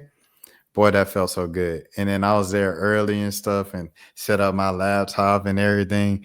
And then my editor came in probably like 10 minutes later. He kind of rushed into the thing, and I'm like, good morning. He's like, good morning. Yeah, traffic was da, da, da. And I was like, yeah, just watch me be here on time. Yeah. Right. And then I was late the next time. But you know what I'm saying? I think tomorrow's an office day, so You know what I'm saying? I'm gonna wake up early, everything like that. Make sure I get in. Right. No, facts. But it's not even waking up early for me. It's I be doing so much in the morning, like because I know I'm gonna be going for the most part until 5 p.m. So it's like bills, personal email, setting up stuff, whatever the case might be. I try to get all that done in the morning, and I'll be like, all right, I need to stop around 8. Uploading something for the channel, I need to stop 8:15, 8:30. And then I end up being late because I like run a little bit over. Okay, if I said 8:30, I could go to 8:35 and just send this off, and then I'll be running late. So I'll be waking up early. It's just I try to do too much in the morning before work. Right. No, I feel you on that, bro. Yeah, I low key like that approach though of like knocking everything out early, because then you feel like you got the rest of the day to yourself. But the only thing is that it makes it feel like you by the time you get to like 5-6 o'clock, you be feeling like it's like 9-10. So it's almost like it ain't really like it don't really offset, because you almost end up just going to sleep earlier and then just waking back up. So it ain't even really like you getting that much more time. But no, because you gotta because usually for me, I gotta go to the store, pick up some stuff to cook with, and then come back and cook, or go out to a restaurant, order some food, pick it up, and take it back to my apartment. Like, you know what I'm saying? So it's like I'm still doing stuff like, because you got to eat, and then you got to clean up from the eating. no, that's a fact. Bro, one of the biggest things that surprises me about you, Rashad, these days is how much on the go you are, and how much like I could tell you don't really get like a bunch of sleep, but yeah, because I remember when we were like younger, you used to prioritize your sleep. And I remember like there was one point, because I've always been like a very like on the go person. And I remember one time like you were just like, because it was like I was like, bro, let's do something. And he was like, bro, I'm gonna take my nap. And I was like, bro, like we can sleep when we dead, bro. And he was like, I'm not gonna take no time off my life. I'm gonna get my sleep. And yeah, and that always like stuck to me. But it did like, and then now like I see it just like, because we'll be texting, like sending each other like stuff randomly at like 2 in the morning, 2-3 in the morning. Or I'll see you post something on your page like the next day, and then then you'll send me something at 8 the next morning, and I'll be like, this man, okay, and it's so interesting, cause I remember when you used to be like, man, like, nah, I'm gonna take this nap, bro.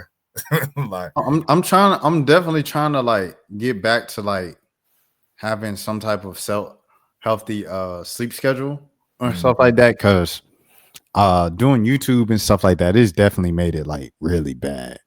And but I mean, like when I think about it in a moment, I'm just like, okay, just push a little more, because the sacrifices is gonna be, you know what I'm saying, the differentiating point in the end. And I don't know, bro. It's like I always think about Duke Dennis, bro. Shout out Duke Dennis. But like Duke Dennis is at a point where, Duke doesn't stream every day. He doesn't post on YouTube every day. He can just chill and post and work at his own pace. And he's good for like as long as is Duke Dennis and people care about who Duke Dennis is. He's good. He can take care of his family, his kids, his mama, everybody, his cousins, all that, just because he's Duke Dennis. And I'm like, one day at the rate that I'm working, I at least give myself a chance to be where Duke Dennis is. And like that's what pushes me to be like, all right, just do a little more, just do a little more, just do a little more. So I mean, that's all that is. But in the midst of that, like my sleep schedule and just I think overall health is terrible. And I can push through it, like just physically and mentally. However, when my family members die at early ages, and then you see news stories about like your peers and people your age dying of heart attacks and stuff like that, you're like, oh man, sleep is important. Yeah. So it's like it's a balancing act that you'll never get. You know, you never get the balancing act, but like I'm trying to think about sleep again, like how I used to be. Cause I remember like I already knew what you was gonna say, because I remember we had Mo and we had an argument like maybe when in high school, because I used to take a nap every day. I go to school, and then you know, as a senior, you get little break blocks to go work. So I left school or whatever. I'll take a nap, then I go to work, or I go to work after school, then take a nap after work, and then I come back to school for practice, rehearsal, or tutoring, whatever the case might be, whatever after school activities I was doing. So in that, Mo was like, this or that, and I said, I need to take my nap. And he was like, bro, you sleep like a toddler. Like, and I just always remember you said that. So I already knew what story you was about to tell then. Yeah. But yeah, I don't know, bro. Like, I don't know, man.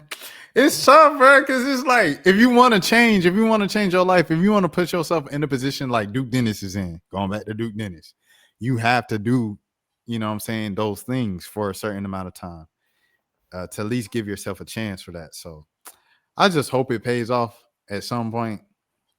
If it doesn't, at least I went down swinging. You know what I'm saying? You know, in the end, these will be the best memories. Word to Big Sean. It's the journey, not the destination. Nah, facts. Very, very deep Big Sean quote right there. That's a great. I love the original version of that song. I did love. Yeah, I do not like the remake with John Legend. John Legend. No, it's Oh not. no, yeah. Yeah. Mixtape version for sure. Yeah, I think mixtape. that's my favorite Big Sean song. We did a verses when we did verses. Big Sean Wale, but bro, I'm not gonna lie, that was way ahead of his time. The Facts. Big Sean Wale verses we did way ahead of his time. But when we did it, I put memories in there, and then you know, Ephraim was like, "Bro, this ain't the time to put in your personal favorites." And I was like memories just mean nothing. But like the Wale Big Sean verses were way closer than it needed to be, because I was picking songs like that I just like had sentimental value to me. Nah, I love memories. I wouldn't have been mad at that pick. yeah, nah, that was fun too, bro.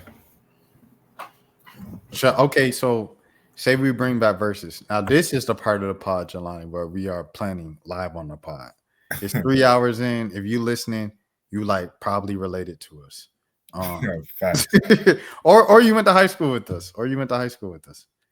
Haley, if you listen to this podcast, Haley, like, what's up, man? I hope you're doing well. And I know it's a lot of Haleys in the world, but Haley, you know which one. You know what I'm saying? Right. Yo, I hit up someone from high school last week, Jelani, after the pod, because after the pod, Mo and I were just talking about people from high school, and so like I found the number for them. So the next day I hit them up, and they was like, "Who is this?" And I was like, "It's Rashad." And they was like, "No, I said Rashad Milligan," and they said, "Sorry, I think you got the wrong number. I don't know who that is." And I'm like, anybody between the age of 28 and 32 from Marietta or Cobb County for sure knows who I am.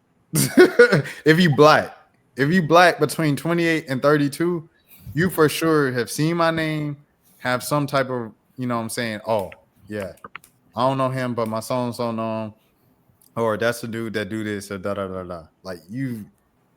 So I was like, okay, that's Cap. And that's how I knew they knew who I was. Was this a woman? This was a woman that I used to talk to in high school. Oh yeah, no, that was I know exactly what that was. Yeah, but apparently they said I was talking to someone else about it, the situation, the results, and they were like, "Yeah, I think she got a girlfriend now." And I was like, "Oh," they was like, "Yeah, she like lived with her and everything." I said, "Oh, okay." This was the one I was beefing with on Twitter. Just to clear up any confusion. You was beefing with?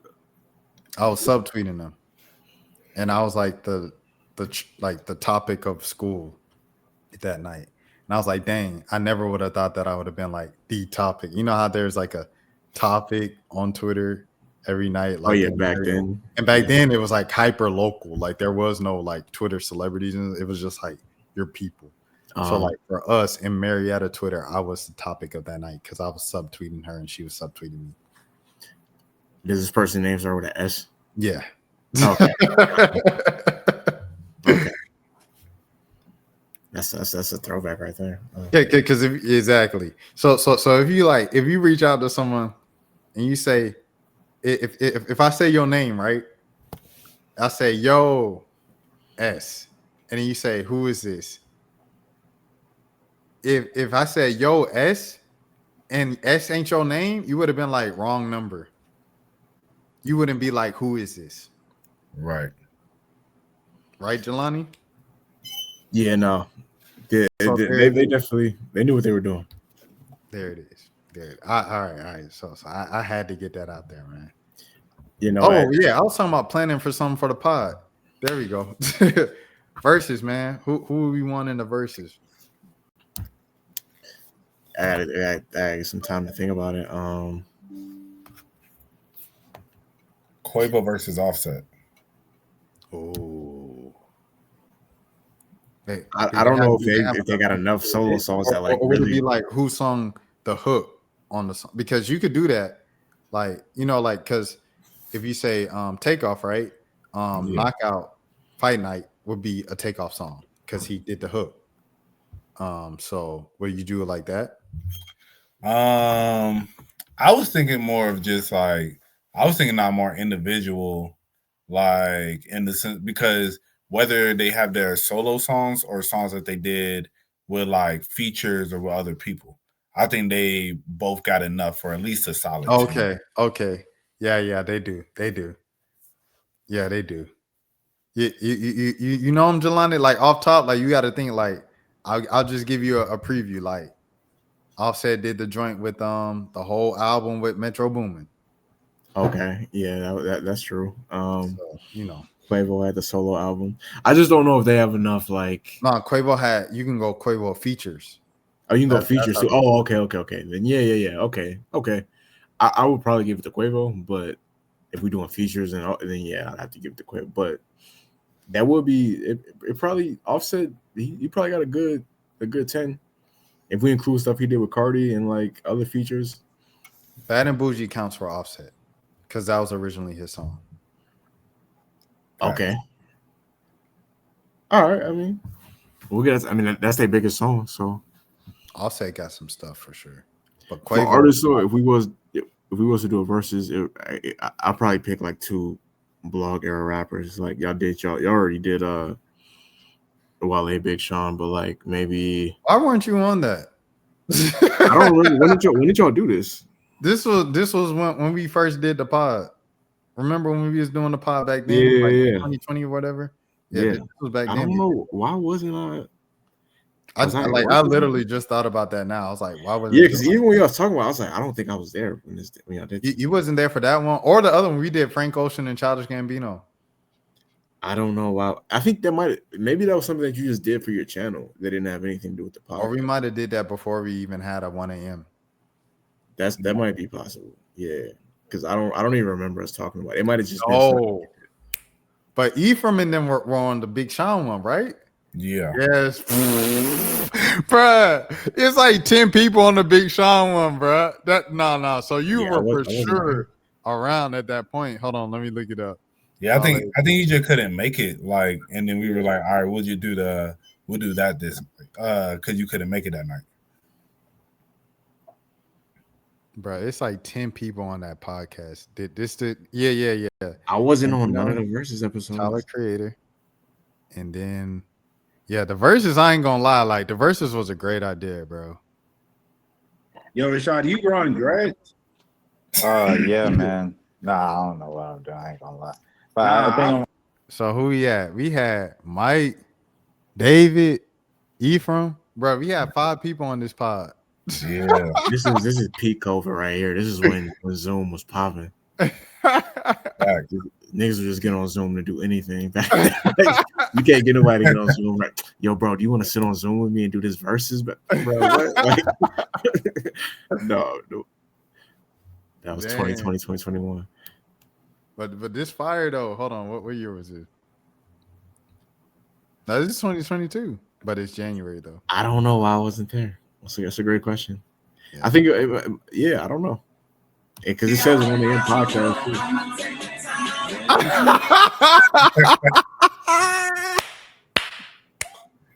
We really did a versus. Nah, that's fine. That's fine. That's fine.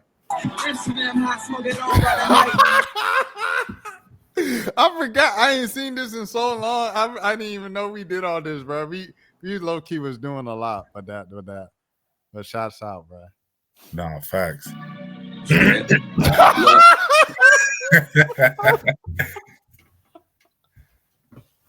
Bruh, that's funny.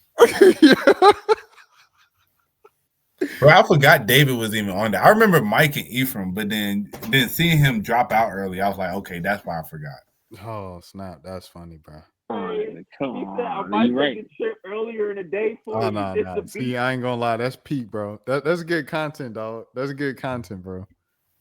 Yeah, we need to bring that back for surely. But the thing is, you know, you got to think of a good artist to make it a good one. Right. So yeah, Quavo versus Offset, I think that would be good. And then I think we should do it like how we did last time, like just invite a bunch of people. Yeah, no, that would be good. That would be fun. Jelani, if you had to bring a woman on a podcast, who's a woman that you know, like within our circle that will do it?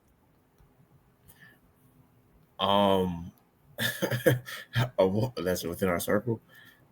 I mean, I respectfully shot my shot in Terika, and it went off the rim. This was like maybe like a year ago, so like I don't think it would be awkward to have her on. I think we could still like, because it was still like a relatively respectful interaction. It wasn't like weird or nothing like that. So I think she'd be like a dope guest. Okay. Bro, when I saw her at the reunion, I don't know why. I was like, yo, aren't you pregnant or don't you have a kid? And she was like, what? And I was like, yo, for some reason, I swear somebody said you had a kid. She was like, what? No. I don't know why I thought that, bro. That's a crazy opening statement. Bro, like it wasn't opening, but it was pretty early in the convo. She was like, nigga, what are you talking about? Right, yeah. I think between Jelani's sliding and then Mo's pregnant comment, I don't know about our chances of getting maybe we're wrong. No, I mean, hey, as I said, that was the beginning of that. Yeah. Then, like, you know, it was all vibing like afterwards. I can hit her up. I'm still relatively connected to her. I'm in a group chat with her, so. Yeah, I mean, I'm gonna be real. It's not too like I don't really keep up. I keep up with No, me neither. That was a special case there where something happened, everything like that personally, and then we all it was a group of like 4 or 5 of us that reconnected.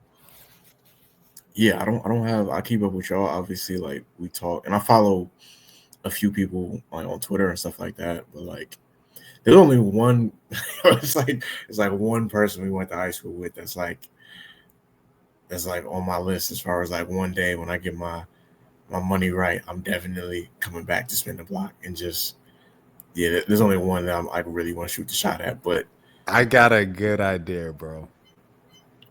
I'm gonna say this live on the podcast too instead of waiting till after the show. Y'all ready? Yeah, I guess so. Yeah, I want to bring them up just as a guest podcast. Like not to come on a show full time. You think Haley would say yes? No. Coming on the pod? Probably not. no, probably not. No, I doubt it. She's very opinionated on Twitter. Like she's a whole thing. We gotta get our numbers up first. But I think her being on Twitter, like she's definitely had people offer her to come on their pods before. I feel like she just had niggas shoot their shot. I don't know if she's no. It's definitely been a dude that is like, yo, come on the pod, come on my pod. Because I think any Twitter woman who has like a type of following, because like she doesn't have a following just for her like her posts, her pictures and stuff, her media.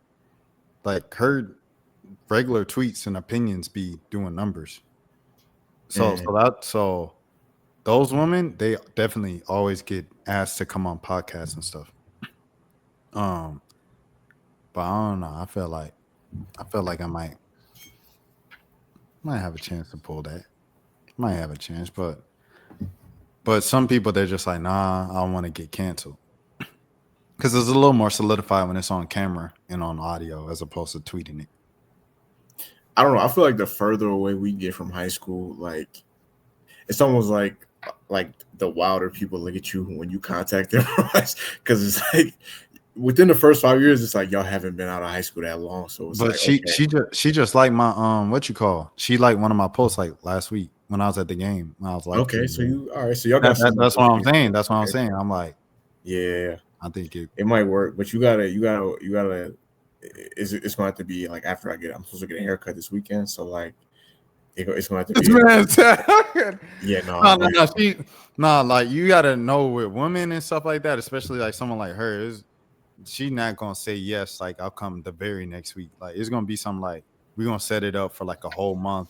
This week, oh no, something came up. Oh, had to go grocery shopping. You know what I'm saying? So it might take a little while, but I don't know. I think that would be great just for like the history, the awkward history I had with her in high school, and then plus like her current kind of status on social media, and then her takes. I think it'll be a good episode. I feel like even women we didn't go to school with though. I feel like if we, I don't know. I feel like we could find like. I mean, we could do her too, but I'm saying like in general, I feel like if we got like a homegirl we think is funny or somebody like that, I feel like eventually we can have them on. I mean, anyone you think is a good guest, because I was just talking to Mo about guests last week. I said, bro, yes, we can do guests. Like, I feel like we've definitely done enough episodes, just the crew. We can definitely do it. Like, it should be time for guests. If y'all give me a name, I'll reach out. Because I feel like, you know what I mean? Like, I could get people. For sure. So it's like, y'all let me know who y'all want, and I'll work towards it. And I can get them because you know, I'm definitely always thinking about people and stuff like that for my channel, everything. Like I said, I got my coming on tomorrow night. But like, I would love to, you know what I'm saying, just who y'all will want. And then like, you know, who y'all think will fit into the conversation and stuff like that. For a guest, just guest episodes first. And then like if y'all have it, if there's any chemistry or someone who's like really down to always talk, then you know, then we could bring on a permanent guest, but yeah. Or a permanent co-host, but yeah. Yeah, if I think of somebody for sure, I definitely hit you up. You think Lauren will come on, Mo? Lauren LaRosa. Maybe. She got a man now, so it might be a little more trickier. True. Because like a relationship takes a lot of time, and then like you know, Breakfast Club in itself is a lot of time. Right. And so now her own pod. Huh? She got her own pod, I believe, too. She still do Brown Girl Grinding? I think so. Yeah. All right, that might be raps. We'll see who we can get. Dang, who I want to kind of come up with at least one person that we all agree with before I end the pod.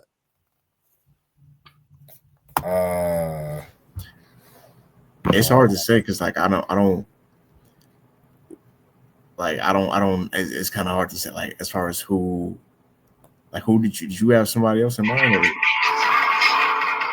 Nah. I mean, yeah, but like, I can't really think of like really. I'm super like. Would you want Violet Myers on the pod? Yes. Yeah. No, I mean that could be if we make that happen. Then yeah, for sure. But then I feel like with people like that, it's like they're gonna be asking like, what's the analytics and how many subscribers do we have and things like that. Violet, pretty cool people. I mean, according to like some of the other interviews she's done, she seemed like cool. But it is probably gonna be something like where we're waiting 6 months for her to finally show up. Yeah. I had a show at my old job, a sports show, and I reached out to OJ Simpson before he was on It Is What It Is, and he responded, and we were supposed to set it up. I emailed them, and they never responded after that. And then he did It Is What It Is. He did that for a year, and then he died. Well, folks. There you have it. But is there anyone like in the like, oh snap, like what the heck, like someone you always wanted to talk to, or someone who's popping right now? Not like Mona. I think Mona's off limits because like she's just so busy with like being hot with just coming on the Joe Budden podcast. I think that's kind of like unreachable right now. But someone like who is relatively available, but someone you will always like to talk to. I would have to think of somebody like more realistic, like maybe like a rapper from my childhood. That's not.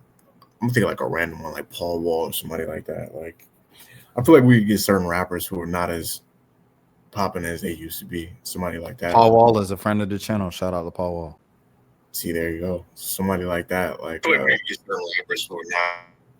somebody from that era, like 2000s, early 2010s, that might. But there's not many women rappers from back then. Oh, you meant like a woman? I just meant like in general. Like as far as women, I don't know. Like I'm not. I would have to think about that. That's a as far as like who realistically I could get, like. I mean, because you do know ball, like, but think about it, like, there are no limits, like, except for Beyonce and Rihanna, that's it, and Oprah, Michelle Obama. It's a lot more than that. That's what I'm saying. Like, it's a who that's tough to get as far as interviews. Who? Name a name. Jelani, you got bro, Jelani, like you got to think, bro, about my. You know what I'm saying? No, I know you well connected. I'm not saying that you're not connected. I'm saying, but like I interviewed Jay-Z's mom, bro, and Beyonce's dad. Like, you know what I mean? Like, we can get anybody, bro. That's not Rihanna, Beyonce, or Michelle Obama, or Oprah. We can get anybody, bro.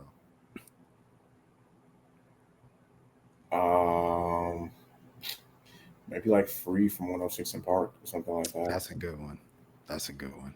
Yeah, maybe. You're on mute. You still on mute. So I will say, I think we should do guests at the start of the year. And I think we need to focus these last 2 months on like getting just a little more notoriety for the channel. Because I think that will, like, we could at least get like to 100 subscribers, you know? Yeah. It's like right now we got 5 subscribers. You know, just to keep it in back. So but it ain't about that, because if I position it as something through me, they're gonna come. Yeah, and I feel that. I think just like I think we got a solid group, but I think we need to really figure out like what is, I guess like with clips and just like all that stuff, we got to figure out how we're gonna be able to like expand this, because I think that could be a good moment, but at the same time, like you don't want to just like end there at that episode. Exactly, you know. So I want us to be able to have like good follow up, like momentum, to where we can capitalize on bringing these people. You know, tight. We probably need to do. We don't have one short uploaded on that channel. True. Yeah, so we definitely gotta get the short. Yeah, we gotta have like a meeting maybe off the pod, like just talking about like going forward as far as like Mo said, like how we want to do the clips and like just everything, setting up a Facebook account, like Instagram account, things like that. So that's who we need on a pod, bro. Who? Ozzy. Who? Ozzy. You said Ozzy? Oh, you said Ozzy. Oh yeah. Yeah, y'all was telling me popping. I didn't know. Not to get sidetracked. I didn't know Peter was popping like that on TikTok. Pleasure. I said no, Peter. Oh, Peter who? The Getty. Is that his like his cooking account on there? Am I tripping? Yeah. He came across my TikTok feed. I was like, bro, is that Peter? Like TikTok influencer? No, that's why I'm laughing because that's random. Like, what the heck?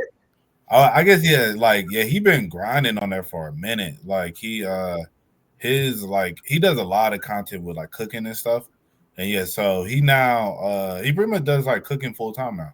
Like he does like caterings and stuff and like the he's very like instructional and like informational on a lot of his stuff too. Like he came across my TikTok feed. I don't follow nobody from Marietta or nothing like that. We definitely gotta have a meeting for sure. Like I'm finding out about that, and then I'm like, bro, what? That's a gold mine, like right in our backyard. We ain't even gotta reach out to Dansby. We ain't even gotta reach out to dang. Who else? Lauren Simmons. Lauren Simmons is a good one. But I don't know if she'll come on our. We a little too unserious. But I mean, she might be open to unserious. It's something different. She always do serious stuff. Right. Yeah, I agree with Moto as far as like it's definitely something that we should do in the future, but we gotta continue to grow as well. Like I got you. We'll talk after we end and stuff like that. And shouts out to the person that was in here in the middle. It was funny. It's like one person watching right now, and I was just like, they gotta be looking like. Is there somebody watching right now? It was like literally 5 seconds ago. It was someone. That's hilarious. Yeah, and someone's in here right now. Shout out to the one random person that's in here right now. I don't know how you ended up on here. The one person watching, man. Hey, we salute you. You know? Hey, when we get the Facebook popping and the shorts going and the followers are, you know what I'm saying, and the guests are coming at a good rhythm and stuff like that. Remember, you were here live, not even the replay. You didn't want to listen on Spotify, Apple Music, Apple Podcast. You was listening live when we brought it up. So shout out to you. Oh, man. Fellas, with that, let's get out of here. It's been 3.5 hours. Everybody go around. Let the people know where they can find you. Find me on Twitter _Jelani, 2 underscores at the end. Salute. You find me on Instagram at RBMO ___. Find me on TikTok at RubberBandMo. And you find me on X at MoNose_. I gotta start doing it in unison with y'all when y'all do it. We talked about that last episode, and I was like, I can't say it live on there. That ruins the surprise. And I was like, eventually, Jelani will just catch on. It'll be an unspoken thing. Yes, I know the routine now. So now, for the one person watching and listening, now you even saw the inside joke, the planning of. See, this is why you listen live, because you can get the real. Come on, man. You're in on it with us.